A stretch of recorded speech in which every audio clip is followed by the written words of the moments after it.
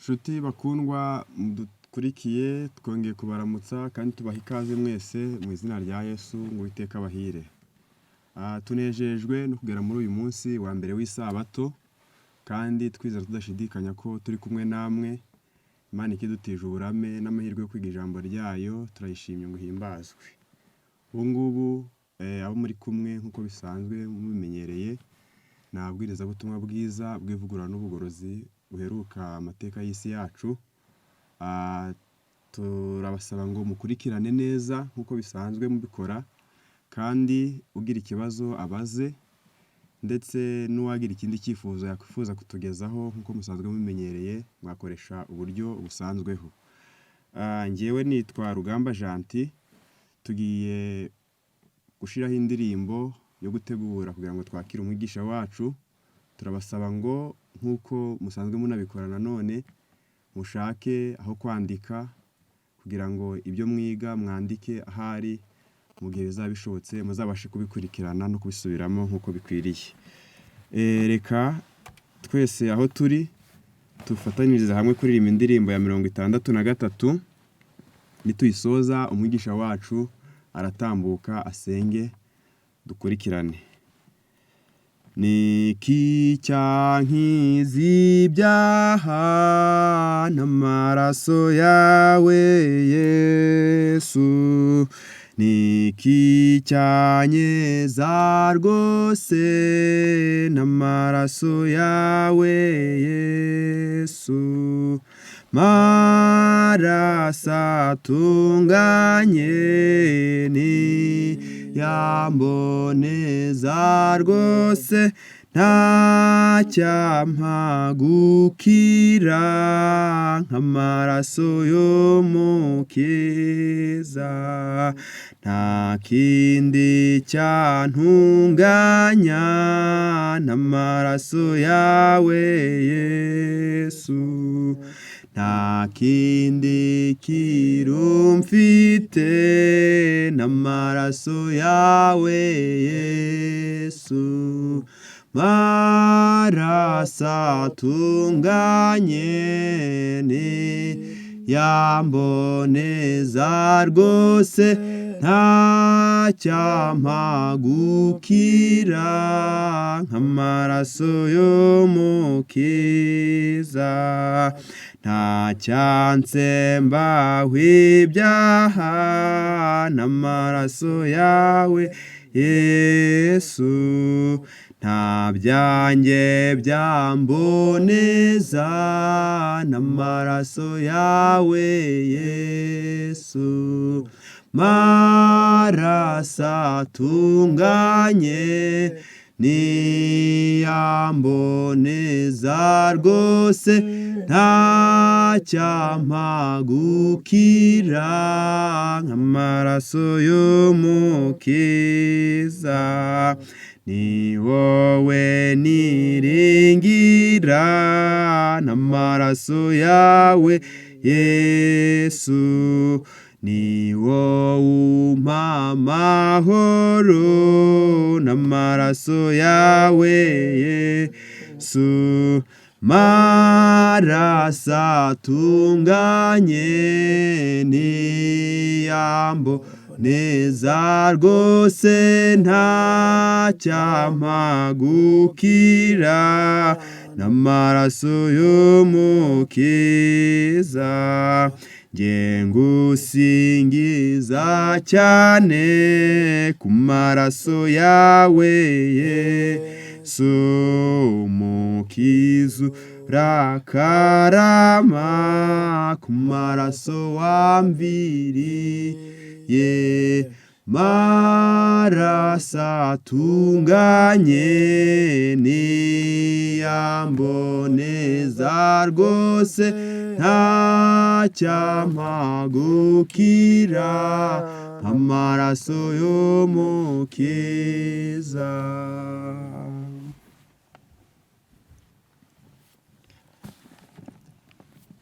Reka dushimire Imana kuko itugejeje uyu mwanya twese turi bazima. Turashima Imana yadukoreye ibyo, izina ryayo rihabwe icyubahiro. Rero nk'uko mumaze kubyumva, tugiye kwigana ijambo ry'Imana.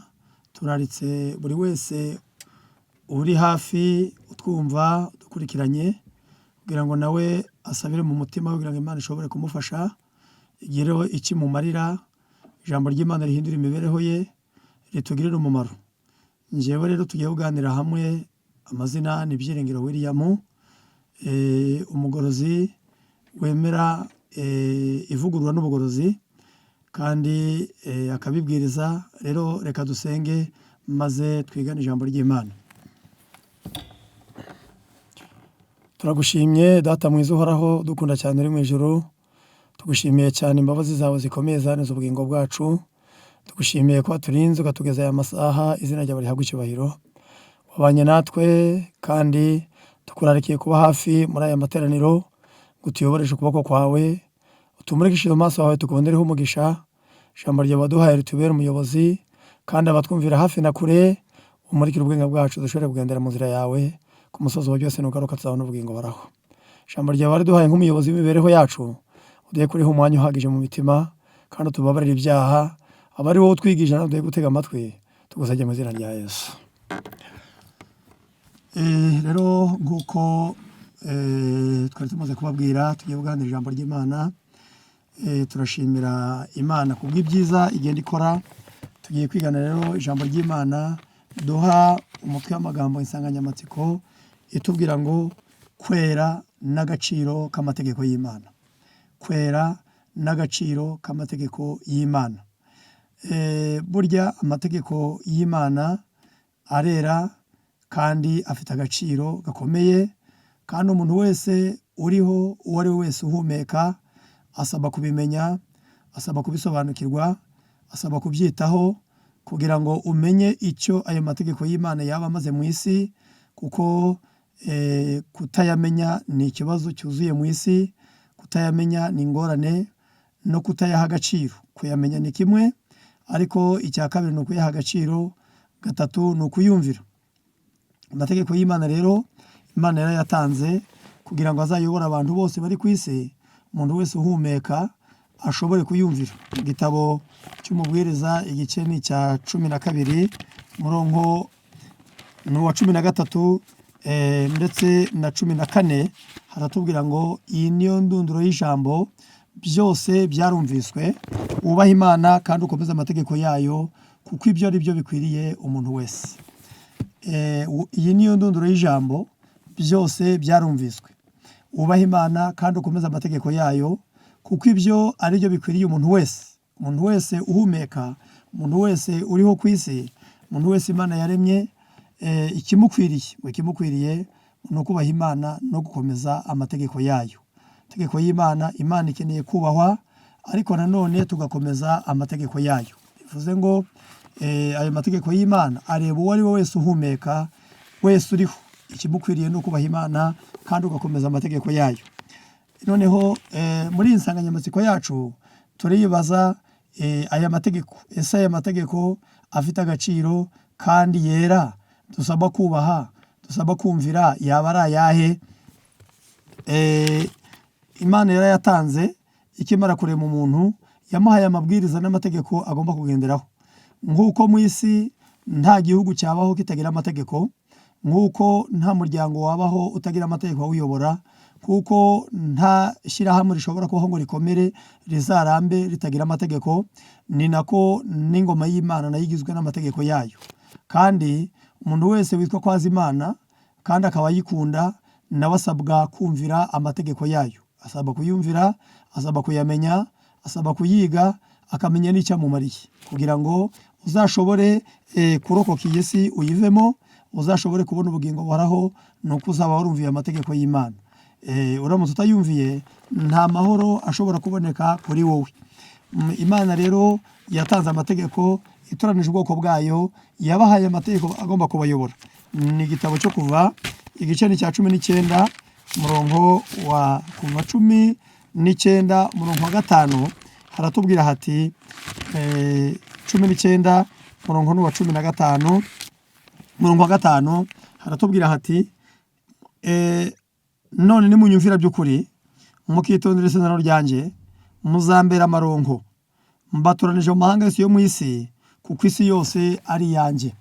None nimunyumvira by'ukuri mukitondera isezerano ryanjye muzambera amaronko. Imana itoranije Abisirayeli ibakuye mu Egiputa yarababwiye ngo nimunyumvira by'ukuri mukitondera isezerano ryanjye muzambera amaronko, mbatoranije mu mahanga yose yo mu isi kuko isi yose ari iyanjye. Bivuze ngo ubwo bwoko Imana yari ihamagaye ibatoranije bakuye mu mahanga, yari ibahaye amategeko yabo agomba kubayobora, noneho ibabwira ko nibayumvira by'ukuri bakitondera isezerano ryayo nabi bazayibera amaronko.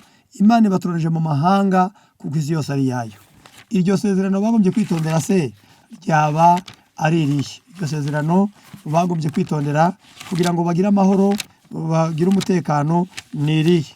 Mu gitabo cyo gutegeka kwa kabiri igice ni cya 4 umurongo wa 13 haratubwira hati, ababwira isezerano rye abategeka kurisohoza, niryo ya mategeko 10 ayandika ku bisate by'amabuye 2. Ababwira isezerano rye abategeka kurisohoza, niryo ya mategeko 10 ayandika ku bisate 2 by'amabuye. Iri sezerano bagombye kwitondera bakabera Imana amaronko ni amategeko 10. Aya mategeko Imana yategetse Mose kuyashyira mu isanduku y'isezerano. Yari yanditswe ku bisate by'amabuye 2. Igisate kimwe cyanditseho amategeko 6, ikindi gisate cyanditseho amategeko 4. Noneho yose hamwe akaba amategeko 10. Aya mategeko 10 rero noneho dukurikije iri jambo rivuzwa aha ngo ababwira isezerano rye abategeka kurisohoza, niryo ya mategeko 10 Imana yandika ku bisate by'amabuye 2. Ni Imana ubwayo yayiyandikiye n'urutoke rwayo kugira ngo abantu benshi batazigera bibwira ko yashyizweho n'umuntu. Oya, arakomeye, yandikishijwe n'urutoke rw'Imana. Imana ubwayo niyo yayiyandikiye nk'uko tubisoma mu gitabo cyo kuva n'ubundi igice ni cya 31 umurongo n'uwa 18. Amaze kuvuganira na Mose ku musozi Sinayi, Uwiteka amuha ibisate by'amabuye 2 biriho ibihamya byandikishijwe urutoke rw'Imana. Amaze kuvugana na Mose, ubwo ni Imana yari imaze kuvugana nawe, igiye ngo yamuhamagaye kujya ku musozi. Imana ivugana na Mose, noneho imujyana ku musozi ngo imuha ibisate by'amabuye 2 biriho ibihamya byanditswe imbere n'inyuma byandikishijwe urutoke rw'Imana. Ubwo noneho nta muntu wigeze ushyiraho ugira igenamigambi ngo ashyireho aya mategeko, ahubwo ni Imana yayashyizeho. Ayo ni amategeko 10. Muri aya mategeko 10 iyo tuyakurikiranye mu ijambo ry'Imana mu gitabo cyo kuva 20 uhereye ku murongo wa 3, Imana ivugana na Mose imuha amategeko yayo. Ibi bisate 2 by'amabuye yabimuhaye, ariko imubwira ko aya mategeko agomba kuyitondera akayigisha Abisirayeli. Mu gice cya 20 cyo kuva uhereye ku murongo wa 3 hatubwira urutonde rw'aya mategeko. Aya mategeko iyo dukurikiranye mu ijambo ry'Imana mu by'ukuri mu kuyavuga ni magufi, umuntu wese ashobora kuyavuga no kuyafata mu mutwe, ariko afite agaciro, araremereye kandi arakomeye. Noneho umuntu wese asaba kuyumvira. Itegeko rya mbere riratubwira ngo ntukagire izindi mana mu maso yanjye. Muri aya mategeko 10 itegeko rya mbere ritubuza kugira ikindi kintu icyo ari cyo cyose waha icyubahiro, wakunda, wakorera, ukagiha umwanya wa mbere, maze Imana ikaza ari iya kabiri. Icyo kiba cyamaze kuba indi mana. Itegeko rya kabiri riratubwira ngo ntukiremere igishushanyo kibajwe cyangwa igisa n'ishusho yose iri hejuru mu ijuru cyangwa hasi ku butaka cyangwa mu mazi yo hepfo y'ubutaka. Ntukabyikubita imbere, ntukabikorere, kuko Uwiteka Imana yawe ndi Imana ifuha. Mpora abana gukiranirwa kwa base, nkababarira abankunda bakitondera amategeko yanjye, nkageza ku buzukuruza babo bibiha 1000. Imana ubwayo yabuzanije ko abantu bayisenga, bayubaha bifashishije ibishushanyo. Ngo nubwo byaba ari bisa n'ishusho yo mu ijuru, ubwo bivuze ngo bisa n'Imana, bisa n'umwana wayo n'abamarayika. Ngo cyangwa hasi ku butaka bisa n'iby'abantu n'ibyaremwe, byaba ari inyamaswa, amatungo n'ibikururuka, icyo ari cyo cyose abantu bagerageza gusenga Imana bifashishije igishushanyo kigaragara. Baravuze ngo cyangwa mu mazi yo hepfo y'ubutaka, ubwo bivuze ngo n'ibyo mu nyanja, ngo ntukabyikubita imbere, ntukabikorere. Iri tegeko rya kabiri ryicwa iyo umuntu ahangaye kurema igishushanyo, icyo ni kimwe. Icya kabiri niyo akikubise imbere. Icya gatatu niyo agikoreye. Igihe cyose umuntu apanze umushinga wo gusenga Imana ariko yifashishije igishushanyo akakirema akagishyiraho, ngo nibura ajya asenga Imana akifashishije, baravuze ngo aba yishe itegeko rya kabiri. Irya gatatu riravuze ngo ntukavugire ubusa izina ry'Uwiteka Imana yawe. Iri tegeko ryicwa mu buryo bwinshi, naryo Imana ntibyemewe kuyivugira ubusa ngo uvuge ngo mu mwanya mutoya ngo ni ukuri kw'Imana, ngo ni Imana ihoraho, ngo Imana kuyihoza mu kanwa buri kanya izina ryayo, ni ukuyivugira ubusa. Uri mu migaryo udakomeje, ugiye mu bisanzwe, uri mu mikino, iryo tegeko nabwo uba uryishe. Nanone ntibigarukira aho gusa, ahubwo rinicwa iyo abantu bavuza Imana mu binyoma, iyo bigisha ibitari byo, iby'Imana itabategetse kuvuga bakavuga ibitari byo, nabwo baba bayivugiye ubusa. Itegeko rya kane riratubwira ngo wibuke kweza umunsi w'isabato. Mu minsi 6 ujye ukora, aba ari ikoramo imirimo yawe yose, ariko wa karindwi niyo sabato y'Uwiteka Imana yawe. Iri tegeko naryo ritubuza kwihitiramo umunsi tugomba kuruhuka uwo ari wo wose, ahubwo Imana yarawutegetse, iravuze ngo uwa karindwi niwo sabato y'Uwiteka Imana yawe. Ubwo bivuze ngo ntabwo itubwiye ko ari kuwa mbere, ntitubwiye ko ari kuwa kabiri, ntitubwiye ko ari kuwa gatatu cyangwa se kuwa kane, nta nubwo ari kuwa gatanu, nta nubwo ari kuwa gatandatu, ahubwo bavuze ngo uwa karindwi niyo sabato y'Uwiteka Imana yawe. Uyu munsi warishwe, abantu bishyiriraho iminsi yabo bihitiyemo, ariko Imana yavuze ngo kugira ngo batazayoba, iravuze ngo mu minsi 6 ujye ukora, aba ari ikoramo imirimo yawe yose, ariko wa karindwi niwo sabato y'Uwiteka Imana yawe. Ubwo bivuze ngo ufite amazina abiri, ni sabato, icya kabiri ni uwa karindwi. Uwo niwo munsi abantu benshi bita benshi bazi ko uwo munsi w'isabato ari uyu munsi ku wa mbere w'isabato, ariho bita ku cyumweru, ariko ibyo ntabwo ari byo, ahubwo ejo hashize niwo munsi witwa uwa karindwi. Niwo munsi tugomba kubaha no gusenga Imana. Niwo munsi Yesu nawe ubwe yaruhukaga, niwo munsi intumwa ze zaruhukaga, niwo munsi abahanuzi benshi nabo baruhukagaho. Ni itegeko rya kane rero. Noneho uwo uricwa mu buryo butandukanye, kandi ukicwa n'abantu, ntibicwa n'abantu bitwa ko batazi Imana gusa, ahubwo n'abayizi nabwo barawukandagira bakawusira ibanga. Aha rero iri ni itegeko rya kane. Irya gatanu riravuga ngo wubahe so na nyoko, ngo uramire mu gihugu Uwiteka Imana yawe iguha. Iri tegeko naryo ryarishwe mu rwego rwo hejuru, abana benshi ntibacyubaha ababyeyi, ndetse iri tegeko rireba uwo ari we wese, yaba nubwo waba uri umusaza ariko ugifite ababyeyi bakubyara, iryo tegeko rirakureba. Nawe usaba kububaha, usaba kuborohereza imitwaro, usaba kubabera umuhumuriza, usaba kubaruhura. Uzirinde gutuma ababyeyi bawe barara batagohetse bitewe nuko utabubashye. Iryo tegeko rero riduha n'inama yo kubaha abaturuta, rikaduha inama yo kubaha abayobozi b'igihugu, ndetse n'abizera kuyoboka kubaha abayobozi b'itorero. Iri hame rero ni itegeko ry'Imana, naryo ridusaba kubaha.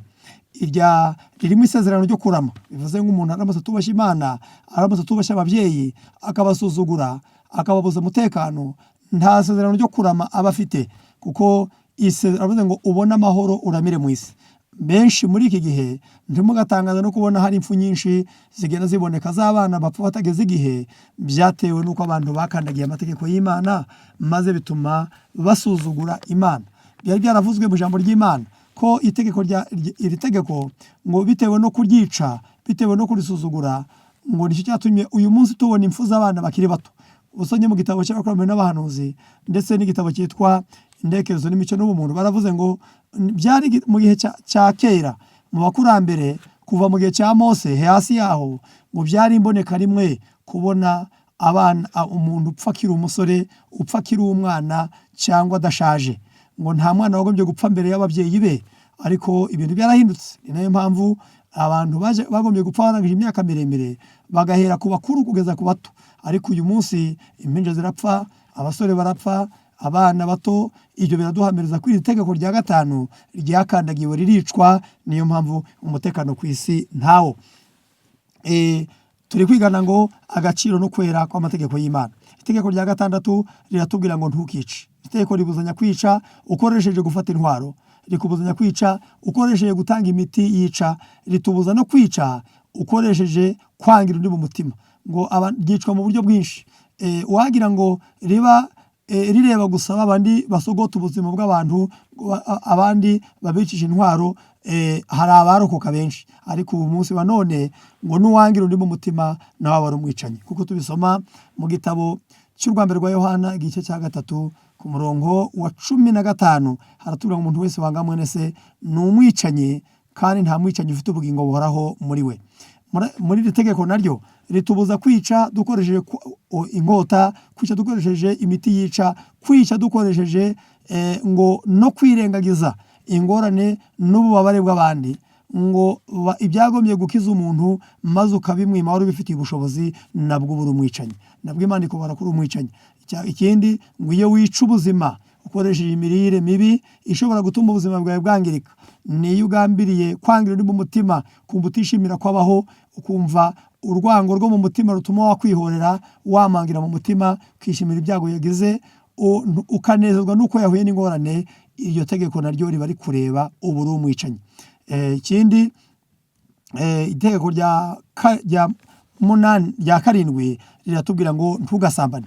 Iri tegeko ribuzanya gusambana benshi ku isi. Iri tegeko ryarakandagiwe, isi Satani yasutse irari ryinshi mu isi, maze bituma abagabo, abagore, abana, abasore n'inkumi ntawe urirokoka n'umwe, ndetse yaba bashatse n'abatarashatse abariho ku isi. Hari ababigize umwuga bitwa abasambanyi, babigize umwuga barahari ku isi, ariko hari n'abandi, hari abikora mu rwihisho baciye inyuma y'abo bashakanye. Hari abasore benshi bononye ubusugi bwabo ndetse n'ubumanzi bwabo, abasore n'inkumi uyu munsi wa none bakaba nabo barasambanye, bakonona imibereho yabo y'ubuzima bwabo. Si ibyo gusa, hariho n'abandi noneho basambana mu bwenge, kwifuza umugore w'undi, nabwo ubura umusambanyi. Kwambara imyambaro ikwambitse ubusa ikabyutsa irari ryaba rifite, nabwo ubura umusambanyi. Gutangira gukabakaba no gukorakora k'uwo mudahuje igitsina, nabwo ubura umusambanyi. Kwandikana utubaruwa two mu ibanga, ariko udakeneye ko hari abandi batumenya, wandikira uwo mudahuje igitsina, nabwo ubura umusambanyi. Nanone kugirira amatsiko uwambaye nabi, ibyo byose nabwo ni ubusambanyi. Ibyo byose rero ubu hari abasambanyi benshi mu isi itabara ko ari abasambanyi, batahanwa ndetse batarwara n'indwara zikomoka mu busambanyi, ariko imbere y'Imana bakaba aribo. Ibyo muzabisoma nko mu gitabo cy'Imigani 6 uhereye ku murongo 23 haratubwira ngo kuko itegeko ari itabaza, amategeko akaba ari umucyo, kandi ibihano byo guhugura ni inzira y'ubugingo. Byakurinda umugore w'inkozi y'ibibi no gushesha k'ururimi rw'umunyamahangakazi, wowe kwifuza ubwiza bwe mu mutima wawe, kandi ntukunde ko akwikira ijisho. Ubwo bivuze ngo iyo wifuje mu mutima, nabwo ubura umusambanyi. Nanone kureba, gutereka amaso, kurebesha amaso, guca amarenga, nabwo aba ari bwo. Ikindi umurongo wa 27, mbese umuntu yashyira umuriro mu gituza cye, imyambaro ye ntishye, cyangwa hari uwakandagira mu makara yaka, ibirenge bye ntibibabuke. Niko bimera ko umuntu usanga muka mugenzi we, kandi umukoraho wese ntazabarwirwaho n'urubanza. Ubwo bivuze ngo no gukorakora nabyo bigizwe no kwikira itegeko rya 7. Ibi ni ibiriho ku isi, Satani yateye ku isi ngo abantu benshi bice iri tegeko. Nanone itegeko rya 8 riratubwira ngo ntukibe. Irya 8 ritubuza kwiba. Ritubuza kwiba ukoresheje gutobora amazu, kwiba ukoresheje gukora mu mifuka, ariko rero no kwiba ko mu mayere, kwiba ukoresheje guhenda mu bucuruzi, ukoresheje kungukira mu ngorane z'undi no mu byago bye, kungukira mu bibazo by'undi. Ibyo nabyo byitwa kwiba. Ntabwo ari aho bigarukiye gusa, harimo no guha agaciro ikintu kitagira ni itungo wari uzi ko rifite inenge, ari ugatanga kurata ubwiza bwaryo, niba ari inka ikama menshi, niba ari ihene ibyara 3, icyo ari cyo cyose, cyangwa n'imyaka ni myiza, ibyo byose ugurisha, ariko uri kubiha agaciro katari akabyo, maze uwubiguza agahomba, ubwo nawe uba uri umujura. Ubwo ni uburyo bwinshi bwo kwiba, ndetse hari gukagatiza ibintu, hari ubwambuzi, hari gutwara abandi ku ngufu, ibyo byose ni ukwiba. Noneho n'umwana wibye amanota ku ishuri, ibintu byose ku isi n'abana biba ba se na ba nyina, kuko tubisoma mu gitabo cy'imigani 28:24 ngo uwiba se cyangwa nyina akavuga ngo si icyaha, uwo nawe ni mugenzi w'umurimbuzi. Itegeko rya 9 riratubwira ngo ntugashinje ibinyoma mugenzi wawe, ritubuza gutanga abahamya ngo dushinje bagenzi bacu ibyaha. Inzira yose yo gushinja ibyaha nayo ni mbi, nabwo ni ukwica itegeko rya 7.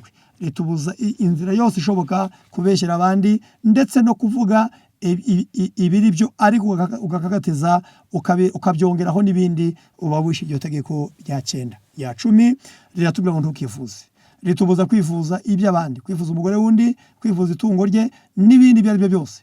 Mu byaha byose biriho ku isi, byose isoko yabyo ni ukwifuza. Intambara ziri ku isi zazanywe no kwifuza, ubujura buhari ku isi ni ukwifuza, ubusambanyi buhari bwazanywe no kwifuza. Ibintu byose kwifuza ni kimwe mu ntandaro y'ibyaha byose biriho ku isi. Aya mategeko tumaze kurondora muri bugufi, ariko afite ubusobanuro burebure, niyo aranga ingoma y'Imana, niyo dushaka kuvuganaho ku kwera kwayo no gukomera kwayo. Yatanzwe n'Imana, yandikishijwe urutoke rwayo. Umuntu wese uhumeka uriho ku isi asaba kuyumvira, asaba kuyitondera kugira ngo ayashyire mu bikorwa. Amaziki rero, Zaburi 19:7 haratubwira icyo amaze, icyo atumariye mu buzima. Ayo mategeko iyo tuyitondeye, iyo tuyumviye, iyo tuyize, amaziki atumariye iki? 19:7 haratubwira hati amategeko y'Uwiteka atungana rwose, asubiza intege mu bugingo. Ibyo Uwiteka yahamije ni ibyo kwizerwa, bihumuswa ubwenge. Amategeko Uwiteka yigishiye araboneye, anezeza umutima. Ibyo Uwiteka yategetse ntibyanduye, bihwejesha amaso. Kubaha Uwiteka ni kwiza, guhoraho iteka ryose.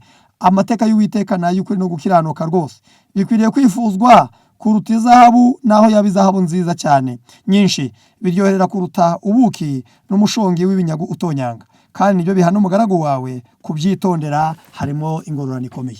Aya mategeko y'Imana ngo asubize intege mu bugingo, niyo ahana umugaragu wawe, kandi ngo umuntu yumvira, baravuze ngo asubize intege mu bugingo. Kuyitondera harimo ingororano ikomeye. Burya rero kwitondera aya mategeko kandi ukayumvira, nibyo harimo ingororano ikomeye. Iyi ngororano niyo kuzabona ubugingo buhoraho.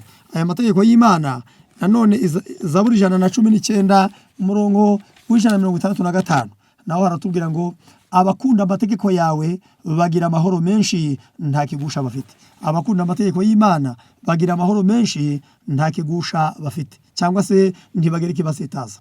Aya mategeko y'Imana iyo umuntu ayakunda, ariya tumaze kumva, akayumvira, murabyumva ko aramutse yitondewe, nta bajura bahaba, nta bicanyi baboneka, nta basambanyi baba bahari, abantu bose baba bafite umutekano uhagije. Kuyitondera rero baravuze ngo harimo ingororano ikomeye.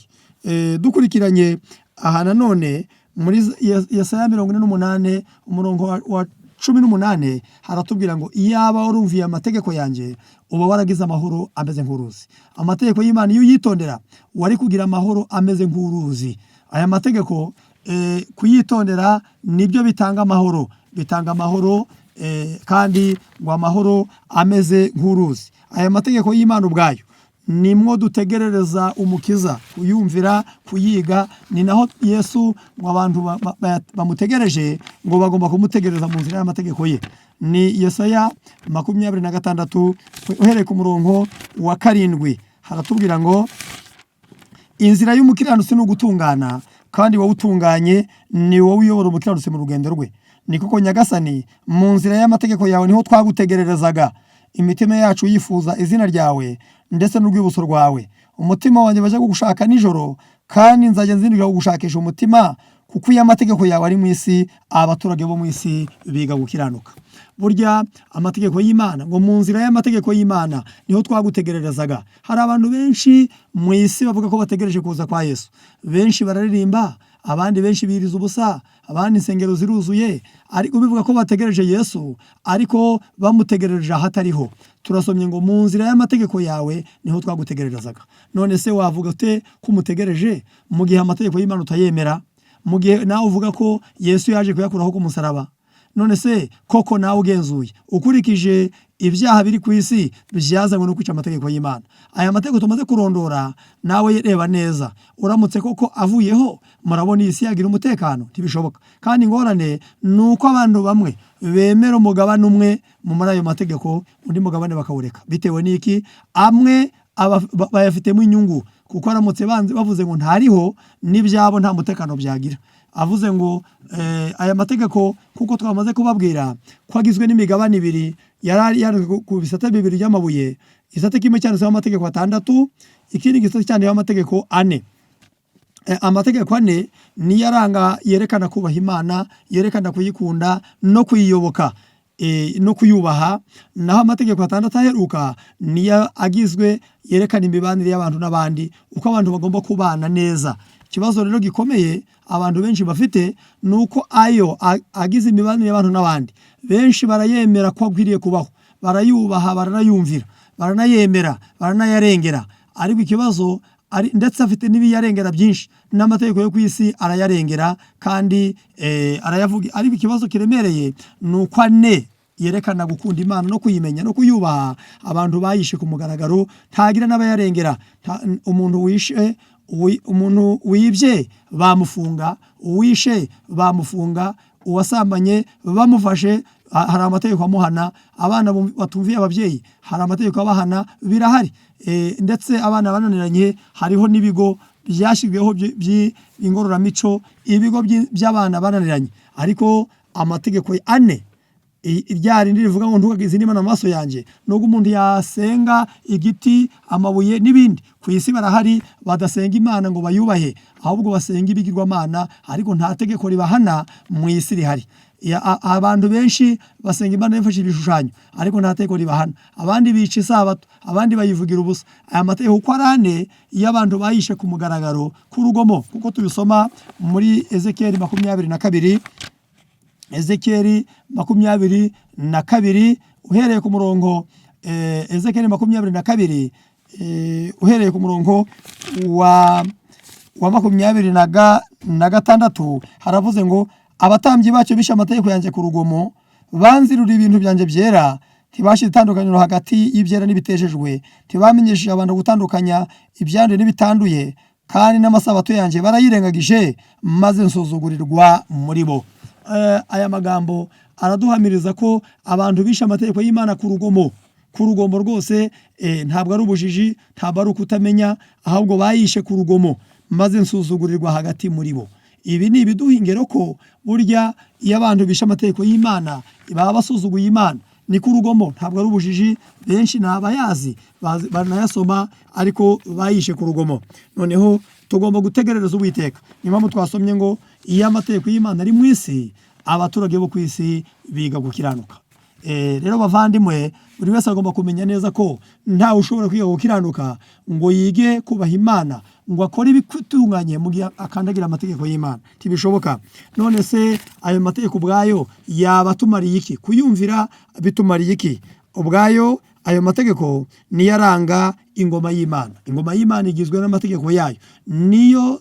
Nicyo cyerekana ko Imana ari umuremyi, yerekana ko Imana ifite ubutegetsi n'ubudahangarwa kuri buri wese. Niyo aranga ingoma yayo. Ingoma y'Imana igizwe n'amategeko yayo. Kuko mu isi nta gihugu cyaba kidafite itegeko nshinga, kandi umuturage wakwanga kumva itegeko ry'igihugu ntabwo yakibamo. Ni nako umuntu utumvira amategeko y'Imana adashobora kuba mu ngoma yayo. Ntibibaho, kuko amategeko y'Imana niyo aranga ingoma y'Imana.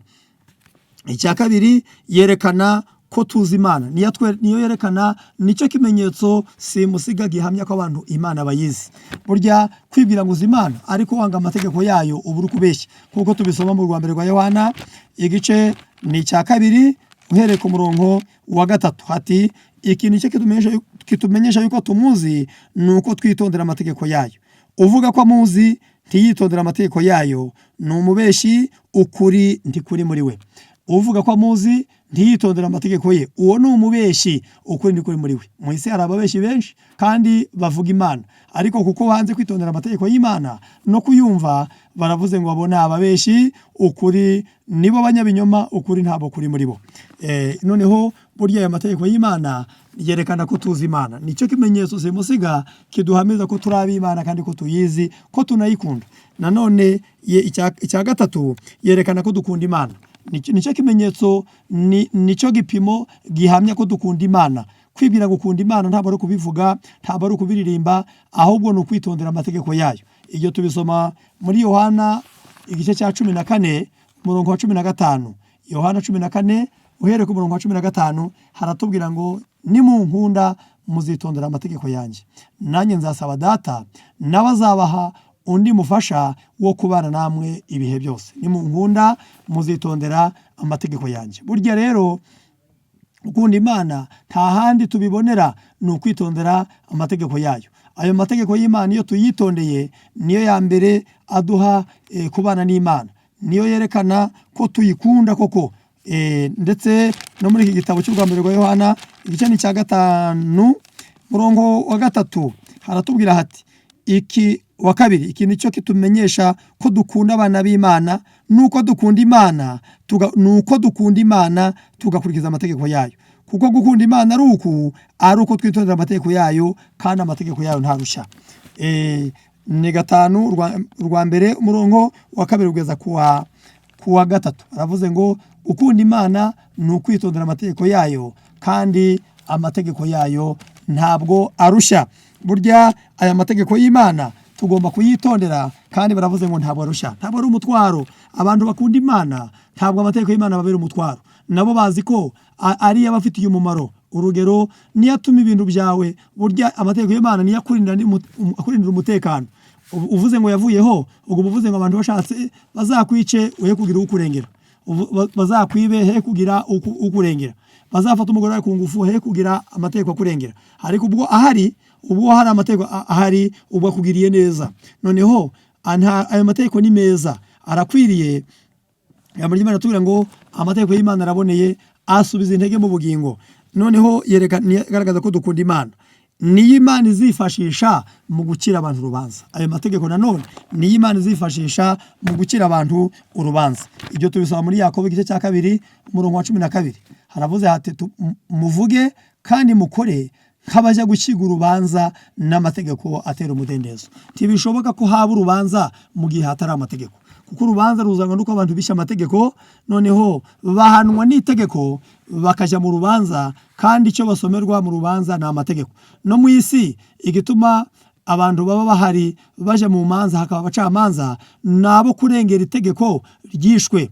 Kandi iyo abantu bacigwa imanza, ni amategeko y'Imana bereka, ni ya mategeko ahari, yaba ari igihugu, abacamanza babereyeho kuyarengera, noneho bagahana uwo ari we wese wayakandagiye. Ni nako y'Imana nayo afite abagomba kuyarengera, kuko hari urubanza. Tusoma mu gitabo cy'umubwiriza igice ni cya 12 umurongo wa 14 ngo kuko Imana izazana umurimo wose mu manza, n'igihishwe cyose ari icyiza cyangwa ikibi. Burya rero niba azaza mu rubanza, ni ya mategeko azaza, buri wese agasomerwa ibyo yakoze akiri muri uyu mubiri. Ibyo tubisoma mu rwa 2 rw'Abakorinto igice ni cya 5 umurongo wa 10 haratubwira ngo kuko twese dukwiriye kuzagaragarizwa imbere y'intebe y'imanza ya Kristo, ngo maze umuntu wese ahabwe ibikwiriye ibyo yakoze akiri mu mubiri, byaba ibyiza cyangwa se ibibi.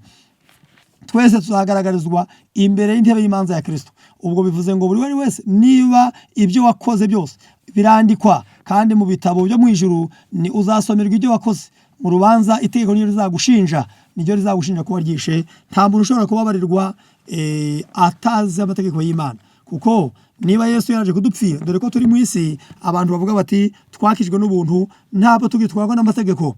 Nibyo ko ubuntu ntabwo bukuraho amategeko, ahubwo ubuntu nibwo budukiza, kuko twacumuye amategeko y'Imana. Dukeneye ubuntu bw'Imana budushoboza kuyumvira. Naho amategeko y'Imana arera. None se wagirirwa ubuntu ute utacumuye? None se wamenya ko wacumuye ute nta mategeko?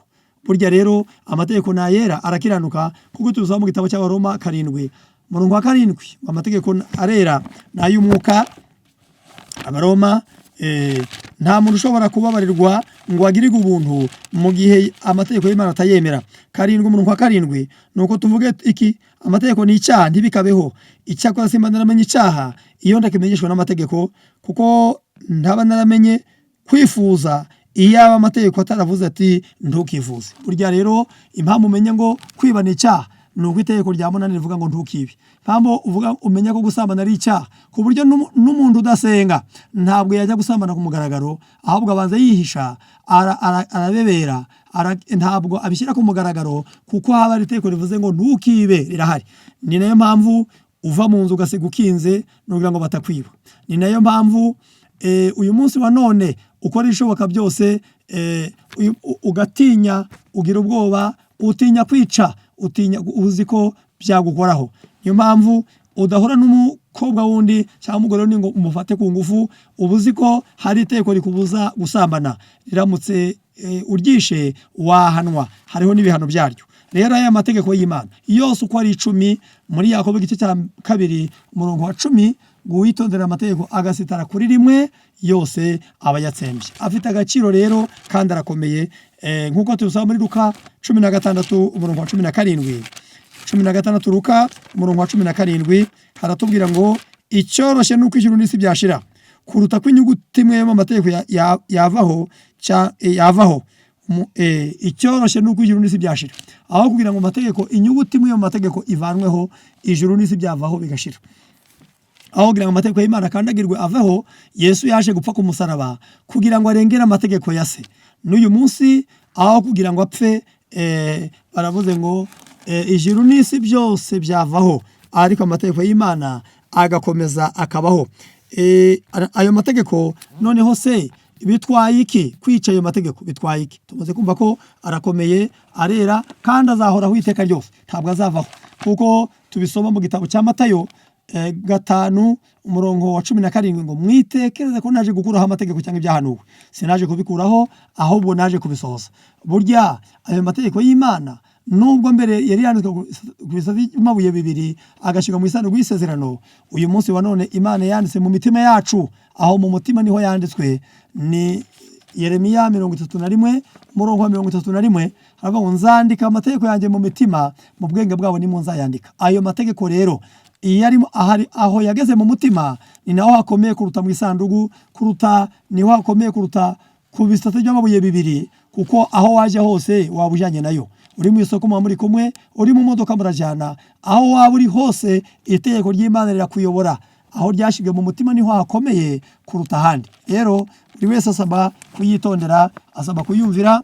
Noneho dore ingaruka zazanywe no kutayumvira. Kwica aya mategeko y'Imana byazanye ingaruka. Abantu bakimara gutandukana n'Imana bagasuzugura amategeko yayo, byabyaye ingaruka. Muri Yesaya 24 Yesaya 24 uhereye ku murongo wa 5 haratubwira ngo kandi si humanijwe n'abaturage bayo, kuko bacumuye amategeko bagahindura ibyategetswe, bakica isezerano ridakuka. Isi imaze guhumana, isi yuzuye ubugome, yuzuye ibyaha bitandukanye byazanywe no kwica aya mategeko y'Imana. Kuyakandagira n'ubu ryaba ari rimwe byazanye ingaruka ziremereye kandi zikomeye. Baravuze ngo isi irahumanye kandi ihumanijwe n'abaturage bayo. Isi irimo intambara, irimo imivurungano, irimo ubugome, irimo ubwicanyi, ubujura, ibyaha by'inkoraruguma byazanywe no kwica aya mategeko y'Imana. Niyo yari uruzitiro rwagombye kurinda abantu ibibi, none umunsi abantu bayakandagiye bakayica, umutekano mu isi bari bagomoroye inzira, maze ibyaha n'ubugome bibona umwanya biriyongera. Nkuko tubisoma mu gitabo cyitwa Intambara Ikomeye, birashoboka ko ntabwo byitwa ko amategeko y'Imana wayishe kubera yose wayakuyeho. Oya, ushobora kwica rimwe cyangwa make nabo ukaba ubarwaho ubugome. Mu Ntambara Ikomeye mu cyigisho cya 36 mu Kinyarwanda ni 410 haratubwira ngo uhereye igihe intambara ikomeye yatangiriye mu ijuru, umugambi wa Satani wari uwo gukuraho amategeko y'Imana. Ibyo byagombaga gusohora ari uko atangiye kugomera umuremyi we. Uhereye intambara ikomeye yatangiriye mu ijuru, umugambi wa Satani wari uwo kugomera amategeko y'Imana, kandi uwo mugambi we Satani yawugezeho neza. Aravuze ngo wari uwo kugomera amategeko y'Imana kandi yatangiye ngo agomera umuremyi we. Ibyo baravuze ngo kuyobya abantu no kubatera kwica amategeko y'Imana nicyo kimushishikaje. Satani ngo intego afite nta wundi mushinga kwisagira, ntabwo ahinga, ntabwo acuruza, ntakora n'imirimo, ngo ahubwo umugambi we kuva yacibwa mu ijuru, umugambi we, urugamba rwe hano ku isi ngo ni ukuyobya abantu. Bamwe bakayoboka Imana ariko barayobye, bakizera Imana nk'uko itategetse, bagasenga Imana nk'uko itavuze, bakabwiriza iby'Imana uko Imana itabitegetse, bakanyura mu nzira Imana itashyizeho. Ibyo byose bakaba barayobye, bari mu nzira y'ikinyoma. Bazasenga bakaririmba bagakora ibindi ariko bazarimbuka. Satani ngo icyo cyo kimushishikaje. Icya kabiri ngo ni ugutera abantu kwica amategeko y'Imana, bakayakandagira ahari hose, bakibera mu byabo ariko barakandagira amategeko. Ngo nicyo kimushishikaje, niwo mushinga afite, kuyobya abantu benshi bakayoboka Imana nabi banyuze mu nzira itariyo. Icya kabiri ni ukwica amategeko y'Imana, bakaba mu isi ari abagome n'ingeso mbi. Bavuze ngo Satani yasohoza umugambi we binyuze mu kwanga amategeko y'Imana yose. Nanone yakoresha gukuraho rimwe muri ayo mategeko, uko byamera kose ingaruka ze zaba zimwe. Ashobora kugera ku mugambi we amategeko y'Imana yose ayakuyeho. Nanone yabigeraho ngo yose ngo akuyeho rimwe, kuba akuyeho rimwe cyangwa akuraho yose, ngo byose ingaruka zizaba zimwe. Niyo mpamvu iyi si mubona ko Adamu na Eva bakimara kugomera Imana bakarya itunda ryabuzanijwe, dore aho isi yageze. Byagomoroye isi umugomero w'ibibi. None uyu munsi ngo nubwo bo basuzuguraga ko ari akantu gatoya, ngo kurya itunda ryabuzanijwe ngo ni akantu gato ngo katazana amakuba angana n'ay'Imana yavuze. Ariko ngo uko byamera kose ngo ntabwo ngo ibyo bakoze byazaniye isi akaga n'ingorane mubona. Nibyo bitumye mubona hirya no hino abana bafashe abanyina ku ngufu, nibyo mubona abana bica ababyeyi, abagore bica abagabo, abantu bicana hirya no hino. Isi imaze kuzurwamo n'ubugome buteye ubwoba. Ingaruka zabyo ni uko abantu bakandagiye amategeko y'Imana. Baravuze ngo kubwo gupfobya amabwiriza y'ijuru, Satani yagoretse amahame ya Bibiliya, maze amakosa yinjizwa mu myizerere y'abantu ibihumbi byinshi bitewe no gupfobya amabwiriza mvajuru. Ayo mabwiriza n'amategeko y'Imana. Iyo abantu banze ukuri baba banze na nyirako. Iyo bari basa amategeko y'Imana baba bahakanye n'uwayatanze. Iyo abantu banze ukuri baba banze na nyirako. Iyo bakandagiye amategeko y'Imana baba banze n'uwatanze ayo mategeko. Izi rero ntabwo wavuga ko Imana uyikunda ngo uyumvire mu gihe ukandagiye amategeko yayo, kandi iyo yakandagiye ngo uba wanze n'uwayatanze. Uwatanze aya mategeko nabwo uba umwanze. Ntabwo wavuga ko Imana uyubaha no kuyikunda mu gihe ukandagiye ayo mategeko y'Imana. Aravuze ngo ahantu hose amategeko y'Imana yanzwe, iyo ahantu hose amategeko y'Imana yanzwe, icyaha ntabwo cyongera kugaragara nk'aho ari icyaha, cyangwa se ngo abantu bifuze gukiranuka. Aho amategeko y'Imana yakandagiwe yanzwe hariho hose, ngo ntabwo icyaha cyongera kugaragara nk'aho ari icyaha. Ibyaha abantu barabitinyuka, abantu bakagira umudendezo urengeje urugero, ubwoba bw'ibyaha bugashira. Haravuze ngo icyaha cyongera nk'aho ari icyaha, cyangwa se ngo gukiranuka kwifuzwe. Abanga kumvira ubutegetsi bw'Imana nabo ubwabo ntibashobora kwitegeka. Iyo abantu banze kumvira ubutegetsi bw'Imana ariyo mategeko yayo, ngo nabo ubwabo ntibazitegeka. Niyo mpamvu usanga abantu benshi asa naho rutangira yacitse, abantu bariroshe mu bibi nta rutangira, kuko nabo ubwabo banze kumvira Imana. Binyuze mu nyigisho zabo z'ibinyoma, ingeso yo kwishyira hejuru yinjira mu mitima y'abana n'umunyabasore. No muri kamere yabo ntibihanganira kwitegeka, ntibifuza kugira amategeko abagenga, ariko ntibita no ku ngaruka zizabaho hanyuma. Ntabwo bajya bakenera ko hari amategeko abagenga, kandi ngo n'ingaruka za nyuma nazo ntibazitaho. Abigisha abantu mu isi irimo abantu babigisha benshi, bajya bigisha abantu gusuzugura amategeko y'Imana, bati twakijwe n'ubuntu, bati amategeko yavuyeho, ntabwo tugitwarwa nayo. Iyo bigatuma abantu bayoboka Imana ariko bitabahenze, ntacyo bibasaba, bifitiye umudendezo, bariringijwe ko ayo mategeko atakibagenga. Ibyo bitumye ibyaha batabyamagana. Umuntu ayoboka idini ariko atarigeze ahinduka, kuko ntushobora kwihana mu gihe utazi ko wacumuye, mu gihe utazi ko hari urubanza, maze abantu bakabaho mu mudendezo w'iyobokamana ribabwira ko ari amahoro, nta kibazo bazajya mu ijuru, bitabasabye kwitanga no kwihana bitabasabye kuzajya mu rubanza, ariko tugomba kuzirikana ko hari urubanza, kandi urubanza ruboneka iyo hari amategeko. Haravuze ngo nanone ngo abantu bigisha abantu ko bigisha abantu gusuzugura amategeko y'Imana barabiba kutumvira, kandi bazasarura kutumvira. Nimureke amategeko mvajuru yirengagizwe, bidatinze n'ay'abantu nayo azata agaciro. Igihe cyose amategeko y'Imana yirengagijwe, ngo n'ay'abantu azata agaciro. Izo ni ingaruka zo kwica amategeko y'Imana. Umunsi abantu bakomeje kwigisha abantu ko gusuzugura amategeko y'Imana nta kibazo bifite, ko ari ubuntu twagiriwe, ntibagatangaza no kubona naba amategeko yabo atubahirijwe, abana batakibubaha, abagore batacyubaha abagabo, abavandimwe batacyumvikana, abayobozi batacyumvirwa n'abaturage. Nta yindi mpamvu, ni uko abantu basuzuguye amategeko y'Imana. Ntibishoboka rero ko wasuzugura Imana ngo wange amategeko yayo, ngo Imana yemere ko wowe wubahwa. Ntabwo bishoboka. Mu gitabo cya Samweli ya mbere igice cya 2 umurongo wa 30 haratubwira ngo ni ukuri naravuze ko ab'inzu yawe n'inzu ya so bazajya bagendera imbere yanjye iteka ryose, ngo ariko ntibikabeho. Ariko ubu ndavuze nti ntibikabeho, kuko abanyubaha aribo nzubaha, ariko abansuzugura nabo bazasuzugurwa. Abanyubaha nibo nzubaha, ariko abansuzugura ngo bazasuzugurwa. Ntabwo Imana yakwemera kuyisuzugura ngo nurangiza nawe wubahwe. Ntibishoboka. Ntiyakwemera ko wubahwa, ntiyakwemera ko wumvirwa. Biragusaba ko nawe wumvira Imana, biragusaba ko uyoboke ingoma yayo. Haravuze hati nuko ngo kuko Imana ibuzanye ibikorwa biteye isoni, kwifuza, kubeshya, kwiba, abantu biteguye kuribata amategeko y'Imana, bitwaza ko babera inkomyi ituma bagera ku byo bifuza byo mu isi. Benshi ngo bakandagira amategeko y'Imana, ngo bitewe nuko babona ko ababera inkomyi z'ibyo bifuza kugeraho. Umuntu wese niba ibyo yifuza kugeraho abona amategeko y'Imana amubangamiye, akifuza kuyakuraho, kuyareka kugira ngo agire umudendezo. Ariko umva ingaruka niba amategeko y'Imana atakibagenga, kuko kuyacumura bitera ubwoba. Ibyo abantu batunze ntabwo bizonga kugira umutekano.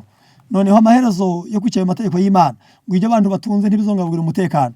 Abantu bazajya batwara ibyabo ku ngufu, umunyambaraga niwe uzahinduka umutunzi. Ibi nizo ngaruka zo kwica amategeko y'Imana. Niyo mpamvu mubona isi yuzuye abicanyi, abajura, abasambanyi, abagome, ngo nuko abantu bakandagiye amategeko y'Imana. None Imana yo ngo ntiyongera kubarira umutekano. Baravuze ngo ufite imbaraga azajyana ngo umutungo ngo niwe uzahinduka umutunzi. Ubuzima bw'umuntu ntibuzongera guta agaciro, ntibuzongera kugira agaciro. Ubuzima bw'umuntu ntibuzongera kugira agaciro. Indahiro yo mu gihe cyo gushyingiranwa kw'abashakanye ntabwo izongera kuba uruzitiro rurinda umuryango. Ufite ububasha ngo aramutse abishatse azajya ajyana umugore wa mugenzi we ku ngufu. Ibi biriho, biragaragara, abandi barabyumva, abandi barabibona. Baravuze ngo byabo ku ngufu, itegeko rya 5 nk'uko irya 4 byagenze naryo rizakurwaho. Itegeko rya 5 rizahura n'akaga, naryo rizakurwaho nk'uko irya 4 ryakuweho. Nk'uko uyu munsi wa none abantu birirwa bakandagira amategeko y'Imana, umunsi w'isabato wo kuruhuka, itegeko rya 4, umunsi Imana yageneye ko abantu bagomba guterana amateraniro yera, bakaruhuka ntibagire umurimo bakora. Niwo munsi isi yose yagizeho ibirori, niwo munsi abantu benshi igezemo imyidagaduro, niwo munsi abandi benshi birirwa mu mirimo yabo itandukanye. Maze umunsi wa mbere w'isabato ari uyu munsi, abantu benshi abariwo bahindura uwo gusenga no kubaha. Niwo munsi amaofisi yose akingwa. Uwo munsi abantu bakaba bafite umudendezo wose, basuzuguye Imana, basuzugura amategeko yayo. Ingaruka yabyo rero ngo nuko ababyeyi batazongera kubahwa, abana ntibazongera gutinya ababyeyi babo, ngo iryo tegeko rizahura n'akaga irya 4 ryahuye nako. Aravuze ngo ufite ngo abana ntibazatinya kwica ababyeyi babo, baramutse bifuza kunezeza imitima yabo yononekaye. Abana ntibazatinya kwica ababyeyi babo, ngo igihe bizabageza ku byifuzo byononekaye. Niba akeneye umutungo wabo, akeneye kubazungura bakiriho, azabona batinze gupfa biyicire kugira ngo wa mutungo awujyanire.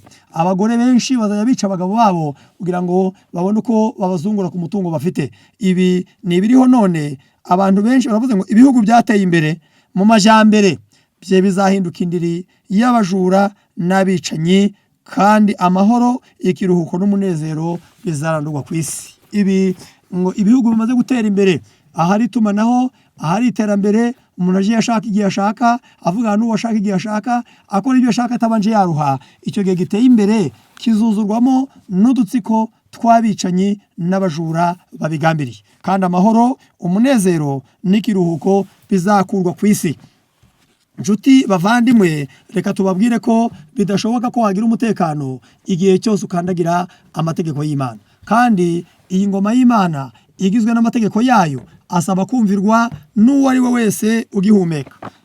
Reka dusome amagambo twerekeza ku musozo dukurikije iri jambo twiganaga ngo agaciro no kwera kw'amategeko y'Imana. Aya mategeko arera kandi arakomeye, umuntu wese ugihumeka ufite ubwenge usobanukiwe agomba kwitondera aya mategeko byanze bikunze, nutayumvira nta mutekano uzigera ugira. Muri iki gitabo ku rupapuro rwa 250 ubutumwa bwatoranije umugabane wa mbere 250 ndahera 262 haratubwira hati aya mategeko y'Imana baravuze ngo 260 haravuze ngo amategeko mbega uburyo kwiyoroshya akamaro no kubonera ko amategeko ya Yehova ari by'igiciro. Ahiniye bugufi ku buryo buri tegeko ryo muri ryo umuntu yarifata mu mutwe bimworoheye, nyamara nanone akaba afite ubusobanuro bwagutse cyane mu kugaragaza ububasha bwose bw'Imana. Ayo mategeko ahiniye bugufi ku buryo buri wese ngo yavuga mu mutwe akayafata, ngo ariko afite ubusobanuro bwimbitse cyane bugaragaza ubushake bw'Imana, kandi ntatunga urutoke ibikorwa bigaragara inyuma gusa, ahubwo n'intekerezo, imigambi, ibyifuzo n'ibibabaza umutima nabyo. Ayo mategeko iby'amategeko ya muntu atashobora kuko yibanda ku bigaragara. Ucumura ashobora kubona uburyo ahisha ibikorwa bye bibi ntibigaragare uko yaba ari ruharwa kose. Umujura, umwicanyi cyangwa umusambanyi, amategeko ya kimuntu ashobora kutamukiraho iteka nk'uwacumuye igihe cyose atatahuwe. Aya mategeko umusambanyi, umujura, umwicanyi amategeko ya kimuntu ashobora kutamuhana kuko atatahuwe, ntabwo yafashwe, ntabwo yabonetse. Nyamara baravuze ngo tatahuwe, ariko nyamara amategeko y'Imana ashyira ahabona ishyari, icyifuzo kibi, urwango, uburyarya, kwihorera n'irari. Ibinezeza by'iyi si biba byatangiriye mu mutima bitaratangira kwigaragaza mu bikorwa bigaragara inyuma, kuko ubushake bwo kubikora buba buhari ariko uburyo bukaba bwabuze. Ni nayo mpamvu Imana icira umuntu wese urubanza ngo itarebye ku bikorwa byagaragaye gusa, ahubwo n'ibyahereye mu mutima. Aya mategeko y'Imana rero ngo aragaragara ko amategeko ya kimuntu atagucira urubanza, ataguhana, ngo ariko imbere y'Imana bikagaragara ko aya mategeko mu by'ukuri nawe ntabwo uzatsinda imbere y'urubanza utemera aya mategeko y'Imana. Niyo agize ingoma yayo, niyo yerekana gukiranuka, niyo atuma abantu babana bakumvikana, niyo atanga umutekano mu rugo, niyo yerekana icyubahiro cy'Imana, niyo atwereka ko dukunda Imana, niyo ahamya ko tuyizi, niyo Imana izifashisha mu guca urubanza, kandi kuyumvira harimo ingororano ikomeye. Ni nayo mpamvu na Yesu nagaruka ngo ayo mategeko y'Imana ngo azagaragara ku bicu, ngo yandikishwe inyuguti z'umuriro, ngo abantu bose bayakandagiye ntago bazabona Imana. Rero Yesu yaravuze ngo uzica rimwe n'aho ryaba ryoroshye hanyuma yandi, ngo akigisha abandi kugira batyo mu bwami bwo mu ijuru yitwa mutoya. Nkuko mu ijuru rero nta byiciro by'abakuru n'abakomeye, abato n'abakuru, bisobanuye ngo ntabwo azabonekayo. Ntushobora kubonekayo mu gihe wica amategeko y'Imana, ahubwo igihe cyose utayitondera ntabwo uzabona ubugingo. Rero biragusaba kuyumvira, biragusaba kuyiga. Atanga ubwenge ku bantu bayitaho bakayumva bakayiga, kandi ibintu byose bindi bigiraho bigarukira. Ni Zaburi nawo murongo turangirijeho, Zaburi 119 uhereye ku murongo wa 96 hati, narebye yuko ibitunganye byose bifite aho bigarukira, ariko amategeko yawe ni magari cyane. Ibitunganye byose bifite aho bigarukira, bifite ahantu bigarukira, koko guhinga bizagira aho bigira iherezo, yewe korora bizagira aho bigira iherezo, kubaka bizagira iherezo, kwiga amashuri no gucuruza n'ibindi bizagira aho bigarukira. Ariko baravuze ngo amategeko y'Imana yo ni magari cyane. Umurongo wa 104, amategeko wigishije niyo mpesha guhitamo, nicyo gituma nanga inzira z'ibinyoma zose. Amategeko wigishije ampesha guhitamo, nicyo gituma nanga inzira z'ibinyoma zose. Umuntu wese ushobora kwanga ibinyoma, ntushobora kwanga ikinyoma ngo kiveho mu gihe amategeko y'Imana utayemeye. Noneho iyo umuntu ayitondeye ngo amuhesha guhitamo, bikamushoboza kwanga ibinyoma byose. Igihe kirageze rero, Imana iri hafi guhaguruka, Yesu agiye kuza ngo yikorere umurimo. Ni murongo wa 126 ngo igihe cyo gukora k'Uwiteka kirasohoye, kuko abantu bahinduye ubusa amategeko yawe. Ubu rero reka twifurize buri wese waduteze amatwi ngo twongere guha agaciro aya mategeko, twongere kumva ko nubwo umuntu bitamoroheye gupfa kuyitondera, dukeneye Yesu ngo adushoboze kuyumvira. Niwe uzabidushoboza tumwakiriye, kandi tumara kumwakira azadushoboza kumukunda no kumwumvira no kuyoboka amategeko ye. Ntazatubera umutwaro, azatubera ingirakamaro. Nawe uzabona ko aribyo byiza, niyaguha umutekano, aho umutekano w'ibyawe iwawe hazaba amahoro, ndetse no mu isi uzabaho nta kibazo ufite, kuko wagendeye mu nzira y'amategeko y'Imana. Imana dushoboze kuyumvira, tuzagere ku rugero rukwiriye. Tubisabirane twese mu izina rya Yesu.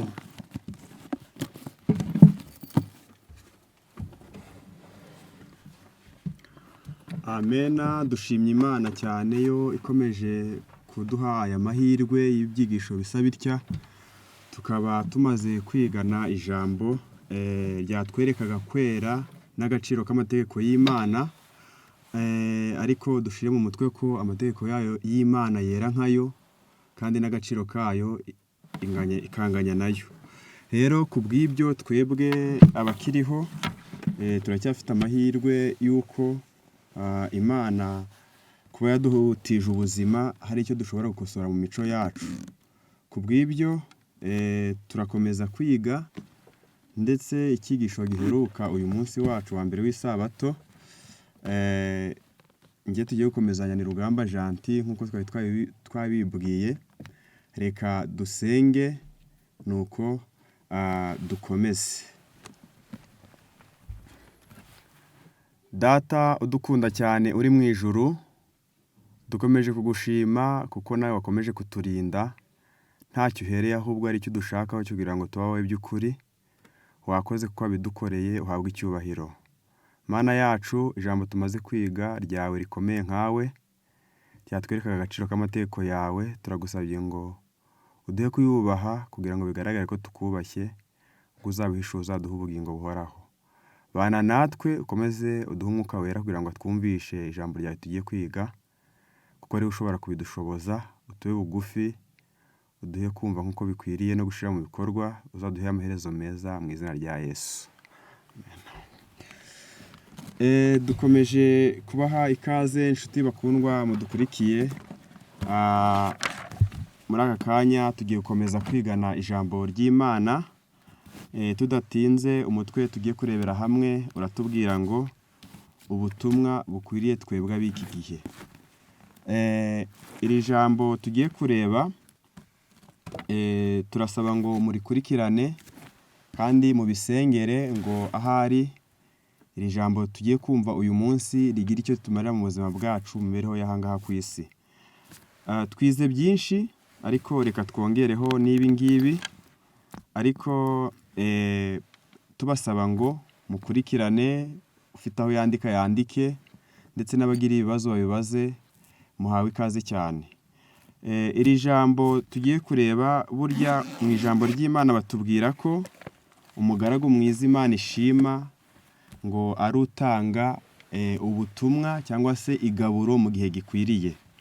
Ibyo ngibyo tubisoma mu gitabo cya Matayo, igice cyaho cya 24, ku murongo waho wa 45, niho tubwirwa iby'abagaragu babiri, ukiranuka n'ukiranirwa. Batubwira ko umugaragu ukiranuka ngo ni umugaragu utanga igerero mu gihe cyaryo.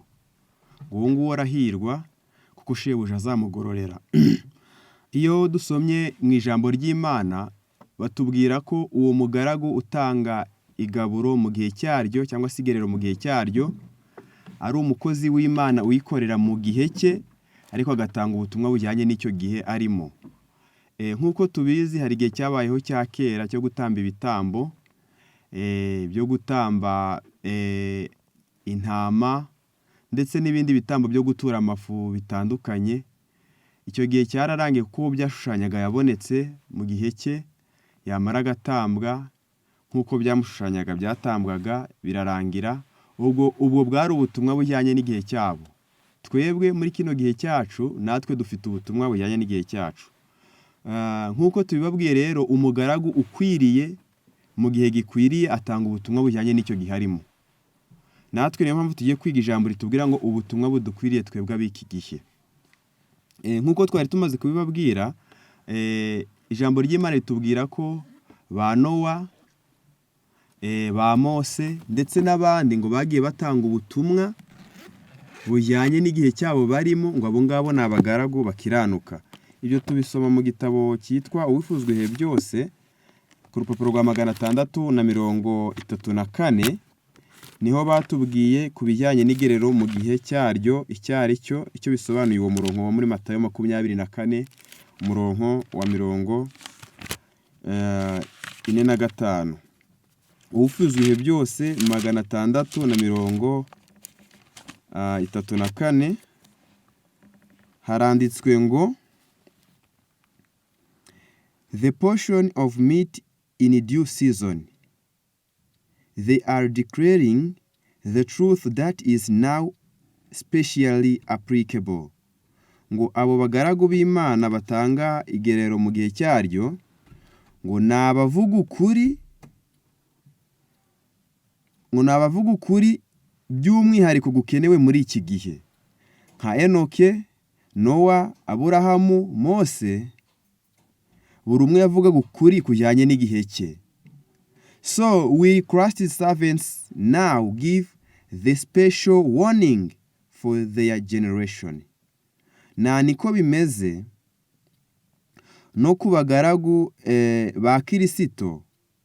Ubu ngubu batanga by'umwihariko umuburo ujyanye n'igihe barimo. Shuti bakundwa, ibyo twari tuvuga nuko igikwiriye muri iki gihe ntabwo ari ugutinda mu byababayeho mu gihe cyashize, ahubwo ni ukwibanda cyane cyane kuri iki gihe kitureba twebwe, tukamenya ngo ubutumwa butureba twebwe ab'iki gihe giheruka ni ubuhe. Ijambo ry'Imana ryo riratubwira ngo nuko rero ukuri dusohoyemo aba ariko dukurikiza. Ubu ngubu ntabwo twajya gutamba kuko Kristo w'igitambo yaratambwe, byararangiye. Ubu ngubu ntabwo twajya mu bindi bimenyetso byagiye byose bishira kuko icyo byashushanyaga cyabaye. Ahubwo ikidukwiriye twebwe ni ukwibaza ku butumwa bujyanye n'igihe cyacu. Tugiye kurebera hamwe ubutumwa buboneka mu gice cya 3 cy'ibyahishuwe uhereye ku murongo wa 14.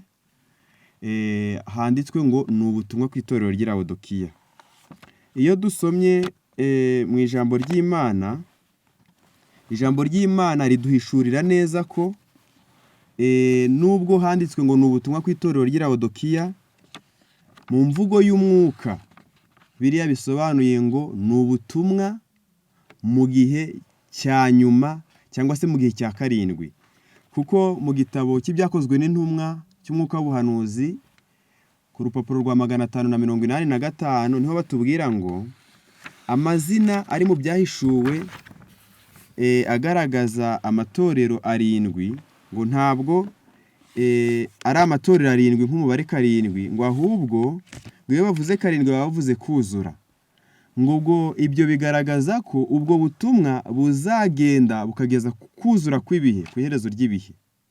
Ubwo ngo ayo mazina ngo yiswe ayo matorero, ngo ikindi asobanura, ngo asobanura imiterere ya buri gihe nk'uko ibihe byagiye bisimburanwa. Ubwo bivuze ngo igihe cya 7 nk'uko bivuze, igihe cya 7 ni igihe cya nyuma, nicyo gihe giheruka. Ubwo izina ry'itorero rya 7 bivuze ngo ni imiterere y'abantu mu gihe cya 7, giheruka aricyo cya nyuma, kuko bavuze ngo 7 ni ukuzura. Ubu butumwa buzagenda buve kuri 1 bugende 2, ubwo ni mu itorero rya mbere cyangwa se mu gihe cya mbere, mu gihe cya kabiri, bukomeze kugera ku gihe cya nyuma aricyo cya 7 aricyo twebwe turimo. Ubwo izina ry'itorero mu gihe cya 7 bisobanuye imiterere yabo muri icyo gihe cya 7 giheruka. Iyo dusomye muri cya gitabo cy'ibyahishuwe igice cyaho cya 3, hari ubwo butumwa bureba twebwe by'umwihariko abari muri iki gihe giheruka cya 7 giheruka amateka y'isi. Hari aya magambo akurikira, haranditse hati: wandikire marayika w'itorero ry'i Laodikiya uti, uwiyita Amen, umugabo wo guhamya kandi ukiranuka w'ukuri, inkomoko y'iby'Imana yaremye, aravuga aya magambo ati. Bwa mbere tuzirikane ibi bintu biri kuvugwa aha ngaha. Bwa mbere uyu muntu uvuga ngo ni umuhamya w'ukuri kandi arakiranuka, bisobanuye ngo ibyo aravuga nta kubeshya kurimo. Iri jambo riri kuvugwa aha ngaha n'uyu muhamya w'ukuri ukiranuka, ni ukuri, turabyemera nk'uko biri, nta kubeshya kuraba kurimo. Aragira ati: nzi imirimo yawe yuko udakonje kandi ntubire. Iyaba wari ukonje cyangwa wari ubize. Nuko rero kuko uri akazuyaze, udakonje ntubire, ngiye kukuruka. Umuhamya w'ukuri ukiranuka aravuga aya magambo ati: nzi imirimo yawe. Ubwo imiterere yabo muri iki gihe cyacu twebwe turimo, Imana iratuzi uko duteye, n'ibyo dukorera mu ibanga byose irabizi. Izi mirimo yacu, mu kindi tuziho abantu muri rusange muri kino gihe cyacu, ngo ni uko tudakonje kandi ntitubire. Ngo iyaba wari ukonje cyangwa wari ubize. Nuko rero kuko uri akazuyaze, udakonje ntubire, ngiye kukuruka. Kuko uvuga uti ndi umukire, ndatunze kandi ndatunganiwe, ntacyo nkennye. Utazi yuko uri umutindi wo kubabarirwa kandi uri umukene n'impumyi, ndetse wambaye ubusa. Dore ndakugira inama, ungureho izahabu yatunganirijwe mu ruganda, ubone uko uba dore ndakugira inama, ungureho izahabu yatunganirijwe mu ruganda, ubone uko uba umutunzi. Kandi ungureho n'imyenda yera, kugira ngo wambare isoni z'ubwambure bwawe zitagaragara. Kandi ungureho umuti wo gusiga ku maso yawe, kugira ngo uhumuke. Reka tube duhagarariye aha ngaha, tugende dusobanura iyi mirongo dusomye tuyumve. Bwa mbere ku murongo wa 14 batubwiye ngo uvuga ngo ni umuhamya w'ukuri, ibyo avuga abihagazeho, arabizi neza, ntabeshya. Ngo ikindi ngo arakiranuka, ntabwo abeshya koko. Ubwo ikibi ngibi bidushizemo, impamvu iri jambo ari ryo ribanje, ni ukugira ngo tubitekerezeho, tumenye ngo ibigiye kuvugwa araba ari ukuri. Ahubwo twisuzume, twumve inama tubwirwa. Uyu muhamya w'ukuri aragira ati ngo azi imirimo yacu.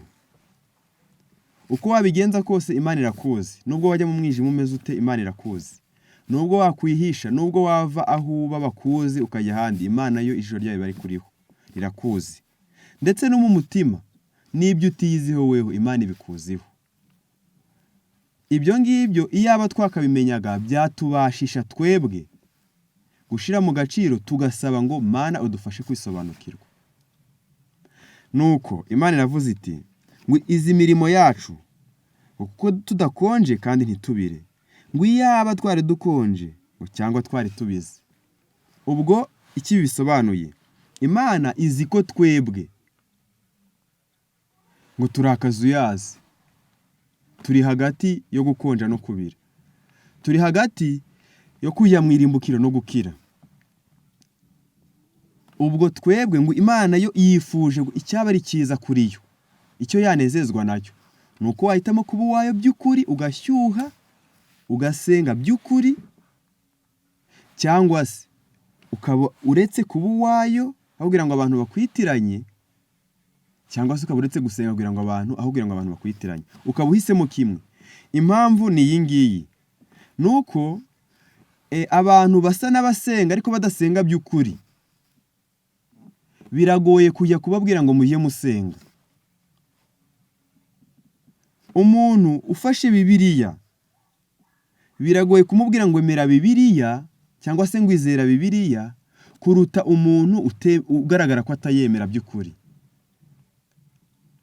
Niyo mpamvu Imana ibonye ngo abantu bo muri iki gihe cyacu, abantu bo muri iki gihe giheruka bafite ikibazo kuko bahagaze hagati utamenya aho bashakira.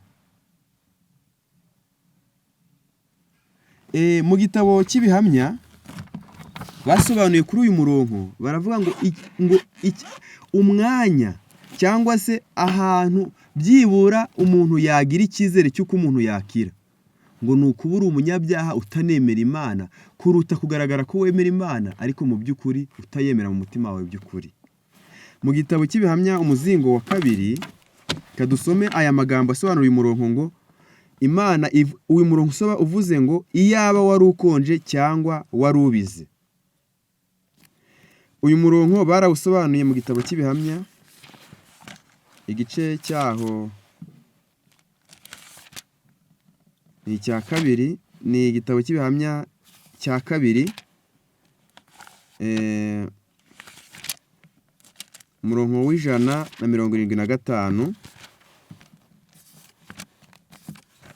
Uyu murongo uvuga ngo iyaba wari ukonje cyangwa wari ubize. Iyaba wari ukonje cyangwa wari ubize. Haranditswe ngo you have dishonored your profession and been miserable representatives of the truth. Wasuzuguje kwizera kwawe kandi uri umuhamya udakwiriye w'ukuri. Says the true witness. Umuhamya w'ukuri aragira ati I know thy works, nzi imirimo yawe, that thou art neither cold nor hot.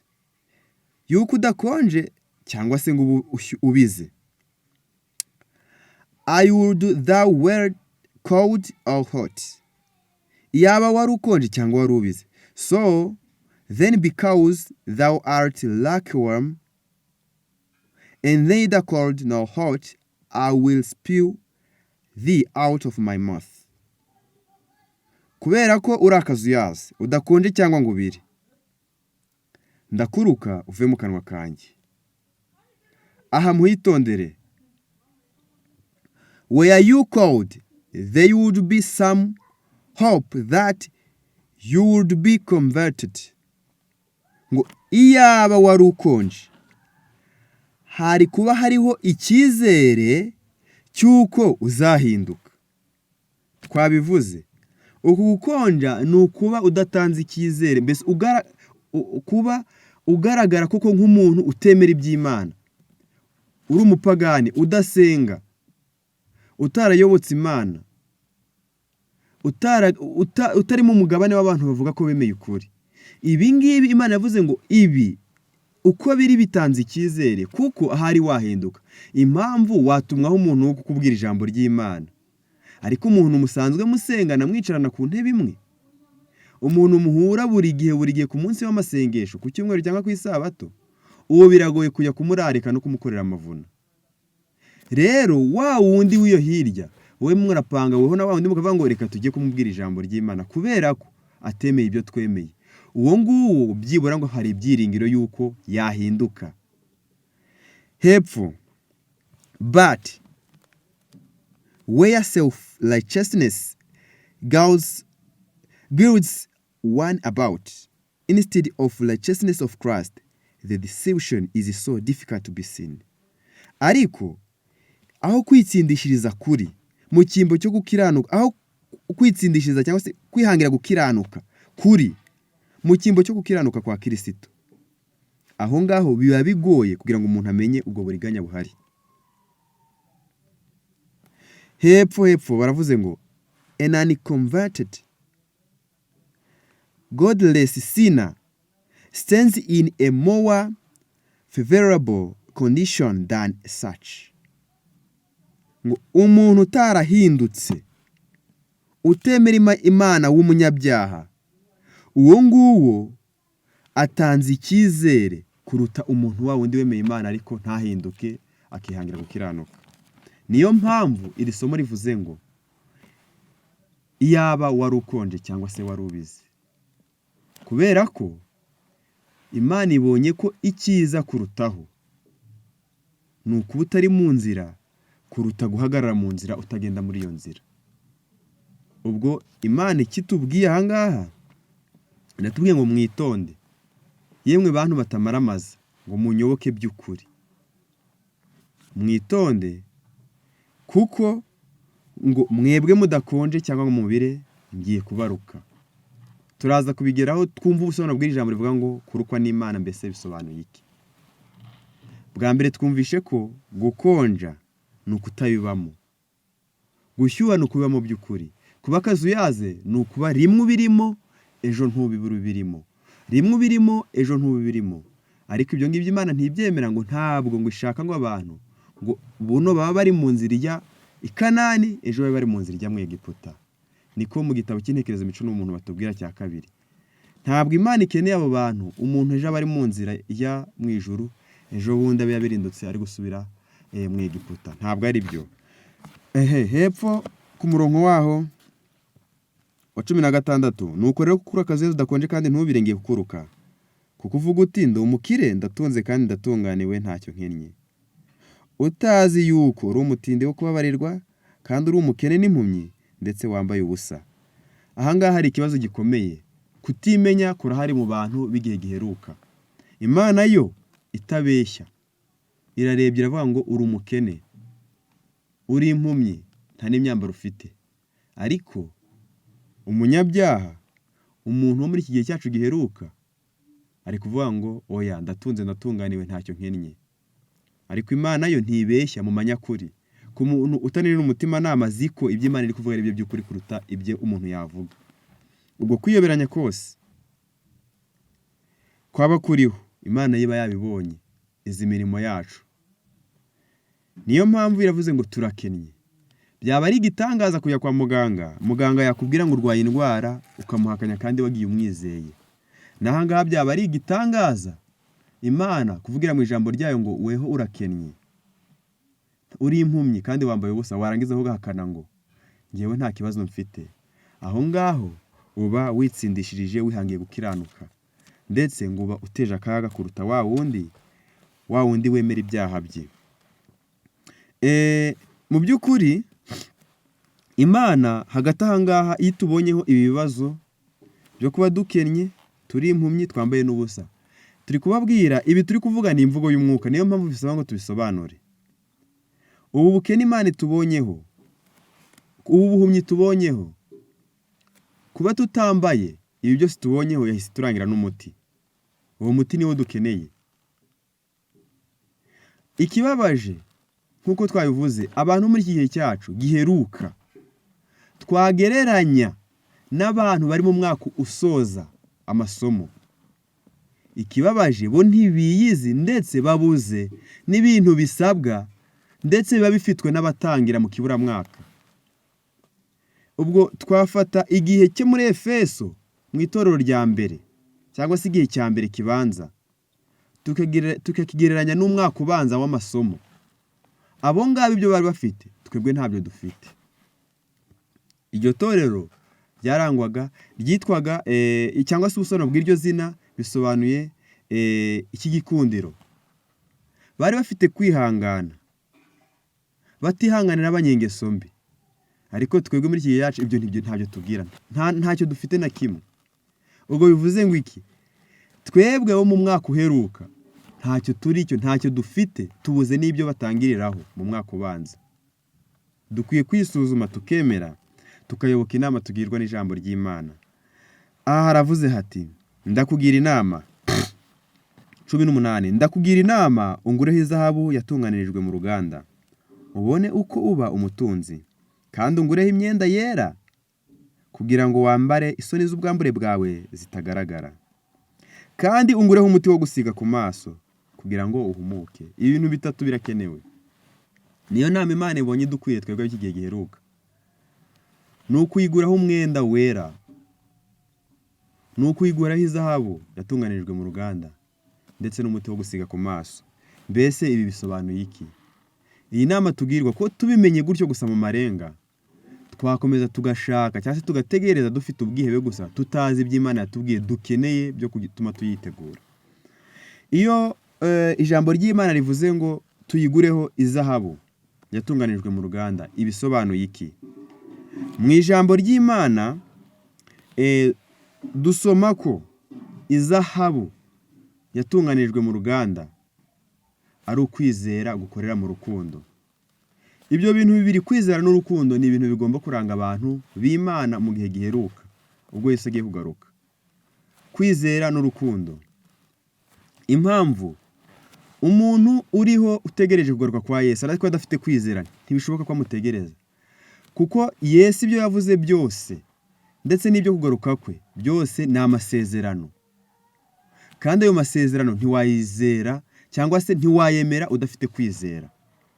Yaravuze ati dore ndaza vuba, ndetse anatuma n'intumwa zivuye mu ijuru zibwira abari bari hamwe nawe igihe yazamukaga mu ijuru, arababwira ati uko mubonye agenda niko azagaruka. Bitari ukwizera ntabwo twamutegereza. Ikindi ngo ni ikidashoboka ko umuntu wese uri mu isi yanezeza Imana aramutse atagira kwizera. Ni Abaheburayo igice cyaho cya 11 umurongo waho wa 6. ngo ntibishoboka ko utizera anezeza Imana, kuko ngo uyegera wese agomba kujya yizera ko iriho kandi ikagororera abayishaka. Ubwo utizera ni ikidashoboka ko anezeza Imana. Ubwo twebwe ikidukwiriye abategereje Yesu ko agiye kugaruka, twebwe ikidukwiriye abashaka kuzaraga ubwami bw'Imana, ni ukugira kwizera. Kwizera kurakenewe by'umwihariko, ngo kuko kwizera niko kujya tubasha kuduhuza n'ijuru, n'umuyoboro, n'ukuboko gutuma dushikira iby'Imana iduha. Bitari ukwizera twajya dusaba bikarangira aho ngaho tukabaho gusa, ndetse ntitwanasaba tudafite kwizera. Ariko iyo dufite kwizera turayisaba kuko tuzi kwitwumva. Ubwo iyi zahabu, kwizera kurakenewe kugira ngo igaragare ko dufite. Iyo dusomye mu mateka yabayeho mbere mu ijambo ry'Imana, igihe Abisirayeli bari mu butayu barumwe n'inzoka, byabasabye kwizera kugira ngo bakire. Mose Imana yamutegetse kurema inzoka y'umuringa, arayirema, arayimanika. Arangije aravuga ngo muyirebeho, urayirebaho arakira. Ubwo uwabaga ashaka gukira ariko atizeye kuko birashoboka kuyirebaho ngo akire, ntiyayirebagaho kandi yarapfaga. Ngo kwizera niko kwagiye gushoboza abantu bamwe kubaho mu gihe abandi barumwe n'izo nzoka, n'ubwo busabwe bwabinjiye bukabica. Kwizera kugashoboza bamwe kureba ya nzoka yari imanitse. Ubwo kwizera natwe niko dukeneye. Abakurambere n'abahanuzi ku rupapuro rwaho rwa 431 niho bavuze aya magambo akurikira: kwizera kurakenewe by'umwihariko mu bantu bo muri iki gihe cyacu giheruka. Abakurambere n'abahanuzi 431 haranditswe ngo faith is the hand by which the soul takes hold upon the divine offers of grace and mercy. Kwizera ni ikiganza umutima ufatisha ku mpano mvajuru z'ubuntu n'imbabazi. Kwizera ni ikiganza umutima ufatisha ku mpano ziva ku Mana. Ubwo ntibyashoboka ko umuntu akora ku Mana adafite kwizera. Ubwo kwizera niko dukoresha kugira dukore ku Mana. Ikindi, urukundo. Urukundo ni ikimenyetso simusiga abantu b'Imana batagomba kubura. Ibyo bintu bibiri, kwizera n'urukundo, ni ibintu bibiri bitagomba gutandukana. Waba ubifite ukaba ufite izahabu yatunganirijwe mu ruganda, ukabura bibiri: kwizera n'urukundo. Urukundo turavuze ngo ni ikimenyetso simusiga cy'abana b'Imana. Yesu yarabivuze muri Yohana 13 ngo ibi nibyo bazamenyeraho ko muri abigishwa banjye nimukundana. Ubwo ikiranga ba Yesu ni ugukundana. Nanone mu rwa mbere rwa Yohana igice cyaho cya 4 ku murongo waho 8, Yohana ashorewe n'imbaraga y'umwuka wera, arangije aravuga ngo udakunda ntazi Imana, kuko Imana ari urukundo. Nanone Yesu nawe aravuga ngo mu gihe cy'imperuka aho abantu benshi bazaba badakunda Imana, nta nubwo bazaba bakundana nabo ubwabo, ngo urukundo rwa benshi ruzakonja. Urukundo rwa benshi ruzakonja. Icyo ni kimwe mu bimenyetso by'imperuka. Bivuze ngo abantu bafite kwizera, ntibafite urukundo, nta zahabu bagira. Twebwe ikidukwiriye ni ukugira kwizera n'urukundo. Ibyo ngibyo nibyo zahabu yatunganijwe mu ruganda. Dukomeze tujye mbere. Nuko Imana irongera iravuze iti, nuko ungureho izahabu yatunganijwe mu ruganda kugira ngo ubone uko uba umutunzi. We kandi ungureho umwenda wera kugira ngo uhishe isoni z'ubwambare bwawe zitagaragara. Uyu mwenda ntiturawutindaho. Uyu mwenda wera ni imirimo myiza yo gukiranuka, ariko by'umwihariko ni ugukiranuka kwa Yesu. Ni ukugira ingeso nziza, ariko izo ngeso nziza ntuziyitirira, ahubwo ukazitirira Yesu wakubashishije. Nk'uko mu Bafilipi igice cyaho cya 4:13 Pawulo yabivuze akavuga ngo nshobozwa byose na Kristo umpa imbaraga. Ibyiza byose ukoze aba ari Yesu ubigushoboje. Ibyo byose wemeye ko agushoboje ni umwambaro aba akwambitse. Muzasoma mu gitabo cya Zekariya igice cyaho cya 3, aho umutambyi Yosuwa yari ari kuregwa na Satani, ngo Yosuwa yari yambaye imyambaro y'ibizinga. Ni ingeso ze mbi n'imico ye n'ububi bwe n'ubunyacyaha bwe no gutsindwa n'amategeko imbere y'Imana. Arangije, kuko we yemeraga gutsindwa kugira ngo atsindishirizwe, nuko bamwambika igitambaro cyera. Ndetse no mu Byahishuwe igice cyaho cya 19 umurongo waho wa 7 niho hari ijambo rivuga ngo tunezerwe twishime tuhimbaze, kuko bw'umwana w'intama busohoye kandi umugeni we akaba yiteguye. Ngo aho hawe kwambara umwenda mwiza w'igitare, ngo niyo mirimo myiza y'abera. Iyo mirimo twitirirwa twebwe, niyo myambaro niyo gukiranuka kwa Yesu twebwe twitirirwa. Twarangiza kuyitirirwa ikaba ari umwenda wera utuma duhisha isoni z'ubwambure bwacu ngo zitagaragara. Ibi birakwiriye ngo umuntu wese w'Imana ayizere. Birakwiriye ngo umuntu wese w'Imana yemere gukiranuka kwa Yesu. Ibyo Yesu atakoze yemere ko yabikoze mu cyimbo cye. Ibyo Yesu yakoze yemere ko watabikoze, nako Yesu yabikoze mu cyimbo cy'uwo nguwo. Tugiye mbere, birakwiriye ngo dushake umuti wo gusiga ku maso. Hirya y'urukundo, hirya yo gukiranuka kwa Yesu, dukwiriye kuba dufite umuti wo gusiga ku maso. Uyu muti wo gusiga ku maso ni umwuka wera. Ni umwuka wera uhabwa abawusaba kugira ngo babashishe kumenya Satani bamuhunge no kumenya ukuri ngo bagukwemere kandi bakugenderemo. Biradukwiriye ngo dusabe uyu mwuka wera, uyu muti wo gusiga ku maso. Iyo dusomye mu gitabo cy'Abefeso igice cyaho cya mbere, iri jambo bararisobanura bakavuga bati, nicyo gituma namwe mumaze kumva uburyo mwizera, nicyo gituma nanjye maze kumva uburyo mwizera umwami Yesu, mugakunda abera bose, mbashimira Imana urudaca, nkabasabira uko nsenze, kugira ngo Imana y'umwami wacu Yesu Kristo, ariyo data wa twese w'icyubahiro, ibaho umwuka w'ubwenge no guhishurirwa bitume muyimenya, ngo amaso y'imitima yanyu abone uko ahweza, mumenye ibyo mwiringizwa n'iyabahamagaye, mumenye n'ubutunzi bw'ubwiza bw'ibyo azaraga bera. Ntabwo turenga aha ngaha. Pawulo arangije aravuga ngo natwe twebwe ngo dukwiriye gusaba Imana ikaduha umwuka w'ubwenge ngo butuma ngo no guhishurirwa ngo bitume tuyimenya. Bivuze ngo uyu mwuka utubashisha kumenya Imana, ngo utuma ngo amaso yacu ahumuka, ngo amaso y'imitima. Bivuze ngo burya umutima ugira amaso ashira mu gaciro. aya maso muzayasoma mu gitabo cy'urwa kabiri rw'abami igice cyaho cya 6. Ubwo Elisa yasengeraga umugaragu we Gihazi yarasohotse abona igitero kibateye, akibonye azana ubwoba, aravuga ngo databuja noneho turapfuye.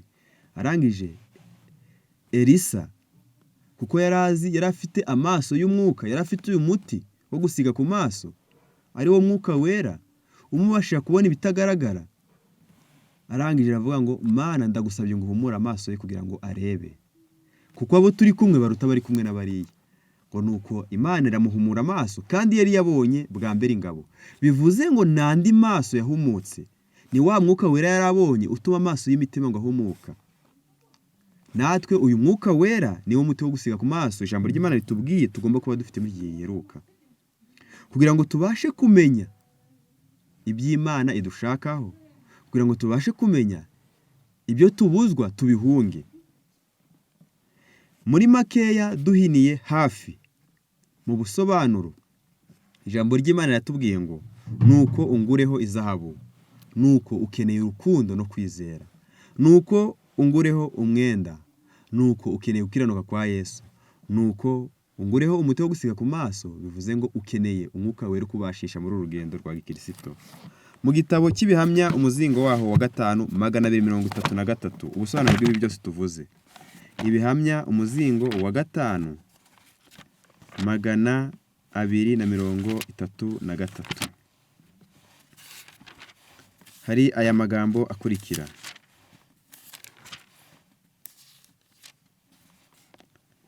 Haranditswe ngo again and again has the voice from heaven addressed you. Nanone ijwi rivuye mu ijuru rirakumenyesha. Will you obey this voice? Mbese uzumvira ijwi?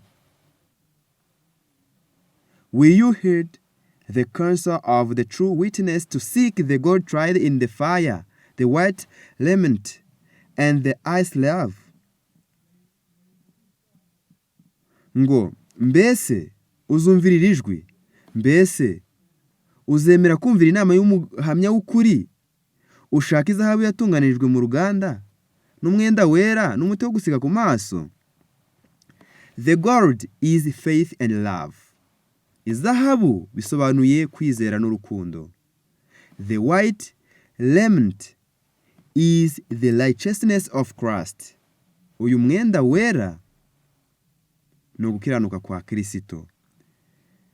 The eye salve is the spiritual discernment which will enable you to see the wiles of Satan and shun them, to detect sin and abhor it, to see truth and obey it.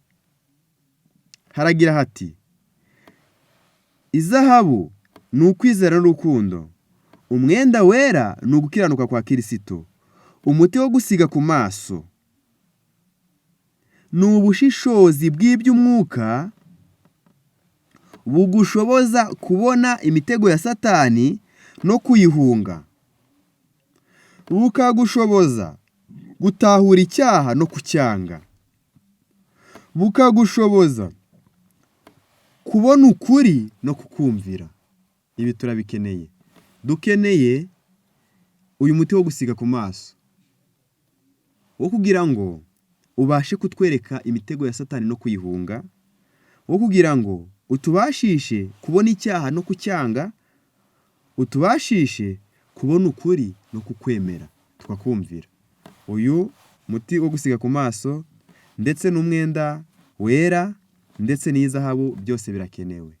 Udafite kwizera ntiyanezeza Imana, udakunda ntayizi nawe, kandi n'uwitsindishiriza wese ntabwo Yesu yamutsindishiriza, kuko we aba akigira shyashya. Ndetse n'ikindi, umuntu udafite uyu mwuka wera umubashisha kugira ngo amaso y'umwuka abashe kureba, Satani amuhunge, ukura kwemere, uyu nguyu nawe ntabwo yaraga ubwami bw'Imana. Biradukwiriye kugira ngo ubu butumwa budukwiriye twebwe ab'iki gihe by'umwihariko tubwiteho. Twemere ko tubwirwa n'umuhamya w'ukuri utabeshya. Twemere ko inama tugira yatubonye koko igitanzi kizera ko twaba dukonje cyangwa tubizi, tukaba uwe by'ukuri cyangwa se tukaba turi hahandi dushobora gusangwa nabi, tutari hagati ngo dutere urujijo. Ikindi kandi aratugira inama yo kugura izahabu yatunganijwe mu ruganda, umwenda wo guhisha isoni z'ubwambure, n'umuti wo gusiga ku maso. Twegera umusozo. Bavandimwe, twababwiye ngo ijambo turi kwigana ni ritubwira ngo ubutumwa by'umwihariko bukwiriye twebwe ab'iki gihe. Ni ubu ngubu bwo kugira ngo abantu b'Imana by'ukuri bahindukire, bemere ko hageze ngo bemere inama no gucyaha kw'ijambo ry'Imana.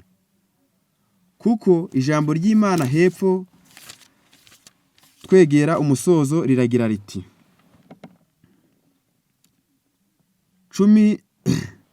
19 abo nkunda bose ndabacyaha nkabahana ibihano. Nuko rero gira umwete wihane. Dore mpagaze ku rugi ndakomanga, umuntu niyumva ijwi ryanjye agakingura urugi, nzinjira iwe dusangire. Dore mpagaze ku rugi ndakomanga, umuntu niyumva ijwi ryanjye agakingura urugi, nzinjira iwe dusangire. Mbese uku gukomanga kubwirwa twebwe ni ukuhe? Ijambo ry'Imana iyo rivuzwe ukaryumva, inama yose uhabwa, umukozi w'Imana wese wumvishe, ni Imana ibiri gukomanga, ibiri guhendahenda kugira ngo ahari niwumva koko nawe uvuzwe, wemere Yesu yinjire mu mutima wawe, uwo umukinguriye yinjire mu bane.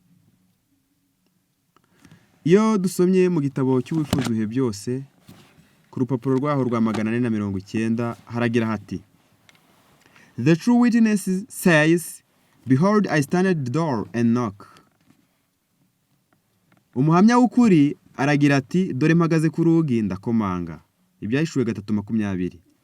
Every warning, reproof and entreaty in the word of God or through his messengers is a knock at the door of the heart. Buri muburo, buri gucyaha, ndetse na buri guhendahenda ko mu ijambo ry'Imana cyangwa se kunyurira mu ntumwa z'Imana, ni ugukomanga ku rugi rw'umutima. Buri jambo wumva, buri jambo ryose wumvishe, ko ari ugukomanga kwa Yesu. Ngahibaze niba warakinguye, ariko na n'ubu ngubu uracyafite amahirwe yo gukingura. Hepfo baragira bati, It is the voice of Jesus asking for entrance. Ni ijwi rya Yesu uri gusaba kugira ngo yinjire. With every knock unheeded, the disposition to open becomes weaker.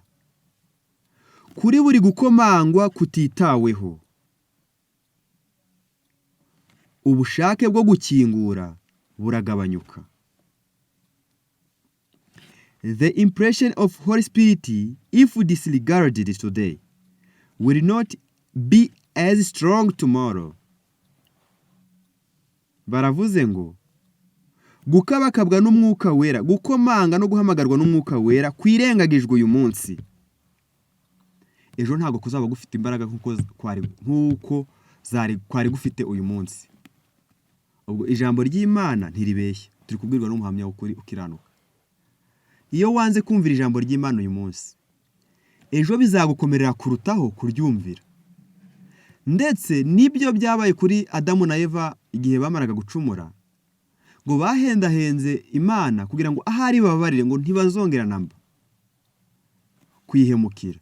Ariko Imana irababwira ngo icyajyaga kuba bashisha kugira imbaraga cyamaze kuvaho ko mwemeye kumvira umwanzi.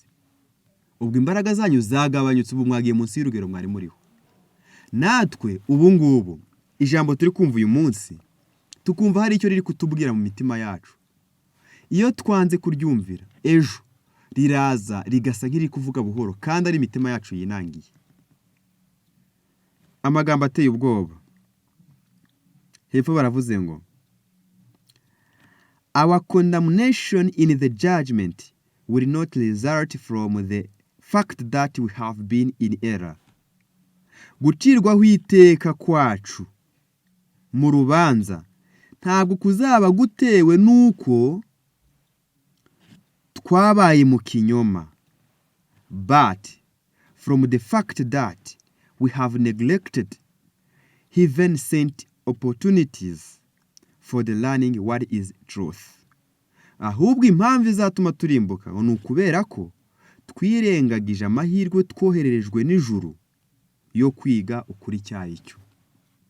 Ubu ngubu nawe ukuri kukugezeho kugira ngo umenye uko umeze, wisuzume, wihane, ubabarirwe, uhabwe imbaraga zo gukiranuka, uhabwe wa mwenda wera nk'uwo umutambyi Yosuwa yahawe. Nshuti mukundwa, tugera ku musozo turagusaba ngo wite kuri ibi bintu. Ubu ngubu muri iki gihe cyacu giheruka, Imana Yesu ari gukomanga. Benshi hari ibyo bashize ku nzugi z'imitima kugira ngo Yesu atinjira. No kubana nabi n'abandi. Ibyo ngibyo bigasa n'amabuye ari ku nzugi z'imitima ku buryo ari ikidashoboka ngo Yesu yinjire. Ari ikidashoboka kugira ngo izo nzugi zikingurwe. Abantu benshi isi yagiye ku mitima yabo, ku nzugi z'imitima ku buryo yifunze mu buryo butafunguka. Yesu arahamagara ngo uyu munsi niwumva ijwi ryanjye wemere ukingure, nukingura ndinjira dusangire. Igitabo cy'ibihamya umuzingo wacyo wa mbere 144 haragira hati, Behold, I stand at the door and knock. If any man hear my voice and open the door, I will come in to him and will supper with him and he with me. Dore mpagaze ku rugi ndakomanga, umuntu niyumva ijwi ryanjye agakingura urugi, nzinjira iwe nsangire nawe. I saw that many have so much rubbish piled up at the door of their heart, that they cannot get the door open. Neretswe ko abantu benshi bafite ibishingwe byinshi cyane birunze ku nzugi z'imitima yabo, ku buryo ari ikidashoboka kugira ngo izo nzugi zikinguke. Some have difficulties between themselves and their brethren to remove. Abantu benshi bafitanye amakimbirane na bene se n'abagenzi babo ubwabo, bagomba kubanza bakurwaho kugira ngo izi nzugi zikinguke. Others have evil tempers. Abandi bafite imico mibi. Selfish covetousness. Kwifuza kubi kwikururiraho gusa. To remove before they can open the door. Bagomba kubanza babikura kugira ngo urugi bashobore kurukingura. Ahandi hepfo ngo others have lowered the world before the door of their heart, which bows the door. Ngo ndetse n'abandi ngo bafashe isi bayihirikira ku nzugi z'imitima yabo ku buryo izo nzugi zidashobora gukinguka. All this rubbish must be taken away. Ibi bishingwe byose biriho bavuze ruguru bigomba kubanza byavaho, and then they can open the door and welcome the Savior in. Hanyuma bagakingura urugi, barangiza bagahereza ikaze uyu mukiza kinjira. Shuti bavandimwe, uyu munsi ubu nibwo butumwa budukwiriye kugira ngo twumve ijwi rikomanga dukingure Yesu yinjire. Biradukwiriye kugira ngo twumvire ijwi dukingure Yesu yinjire. Turabasaba ngo ibi mubyiteho twegera umusozo.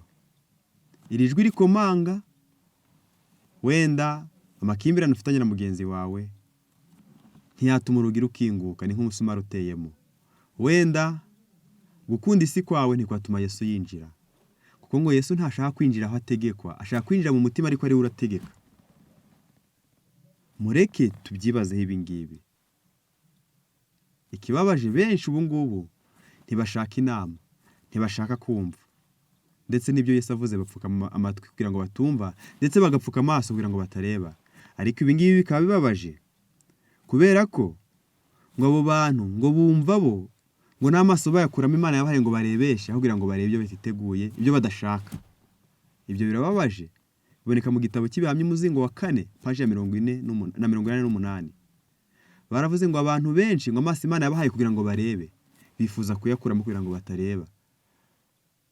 Abantu benshi ntibifuza kujya mu mucyo bitewe nuko batiteguye kureka bya bibi Imana ibabwira ngo bareke. Niyo mpamvu muri Yohana igice cyaho cya 3 umurongo wa 17 kumanuka bavuze ngo ngo nicyo cyatumye abantu bakunda umwijima kurutisha umucyo bitewe n'uko ibyo bakora ari bibi badashaka ko bimenyekana. Twebwe Imana idufashe uyu munsi tumenye ibyaduhesha amahoro. Uyu munsi twemere ijambo ry'Imana rituyobore kugira ngo ahari Yesu nagaruka azasange twarumviye izi nama ze, azaduha amagambo y'ubugingo. Isomo dusorejeho ni Abaheburayo igice cyaho cya 3 umurongo waho wa 15. Abaheburayo igice cyaho ni icya 3. Hari iri jambo ritubwira riti igice cyaho ni icya 13. Haragira hati uyu munsi nimwumvije ijwi ryayo ntimwinangire imitima nk'uko mwayinangiye mu gihe cyo kwirakaza. Uyu munsi nitwumva ijwi ryayo nitwinangire imitima. Uyu munsi amahirwe ufite uyu munsi ntabwo wamenya ko ejo uzayaramukana. Kandi ijambo ry'Imana tumaze gusomerera tubwiye ngo buri gukomanga buri muburo na buri guhendahenda kose na buri gucyaha kose ngo nugukomanga ngo Yesu ari gukomanga. Ngo kandi ngo ijwi ryanze gukingura nako umutima wanze kumvira ijwi ngo ukingure uyu munsi ejo uzaramukana imbaraga nkeya ugeranyije zo wari ufite umunsi gushobore gukingura. Reka dusabe Imana idufashe. Yesu atube bugufi. Imbaraga y'umwuka wera itube hafi idushoboze kubona Satani. Tubashe kumubona tumuhunge kandi tubashe kubona ukuri tukwemere. Ibyo ngibyo bizaba bidushoboje kudufita umuti wo gusiga ku maso. Tubashe kwemera gukiranuka kwa Yesu ko ari twe yapfiriye. Tutanzibye ahubwo dusaba ngo abidushoboze ibyo tudashoboye. Ikindi kandi tugire kwizera ko ibyo tudashobora tugomba kubibashishwa. Tugire kwizera ko Imana idukunda. Kandi tugire urukundo rugaragaza ko Imana iri muri twebwe. Bizaduhesha amaherezo meza mu izina rya Yesu.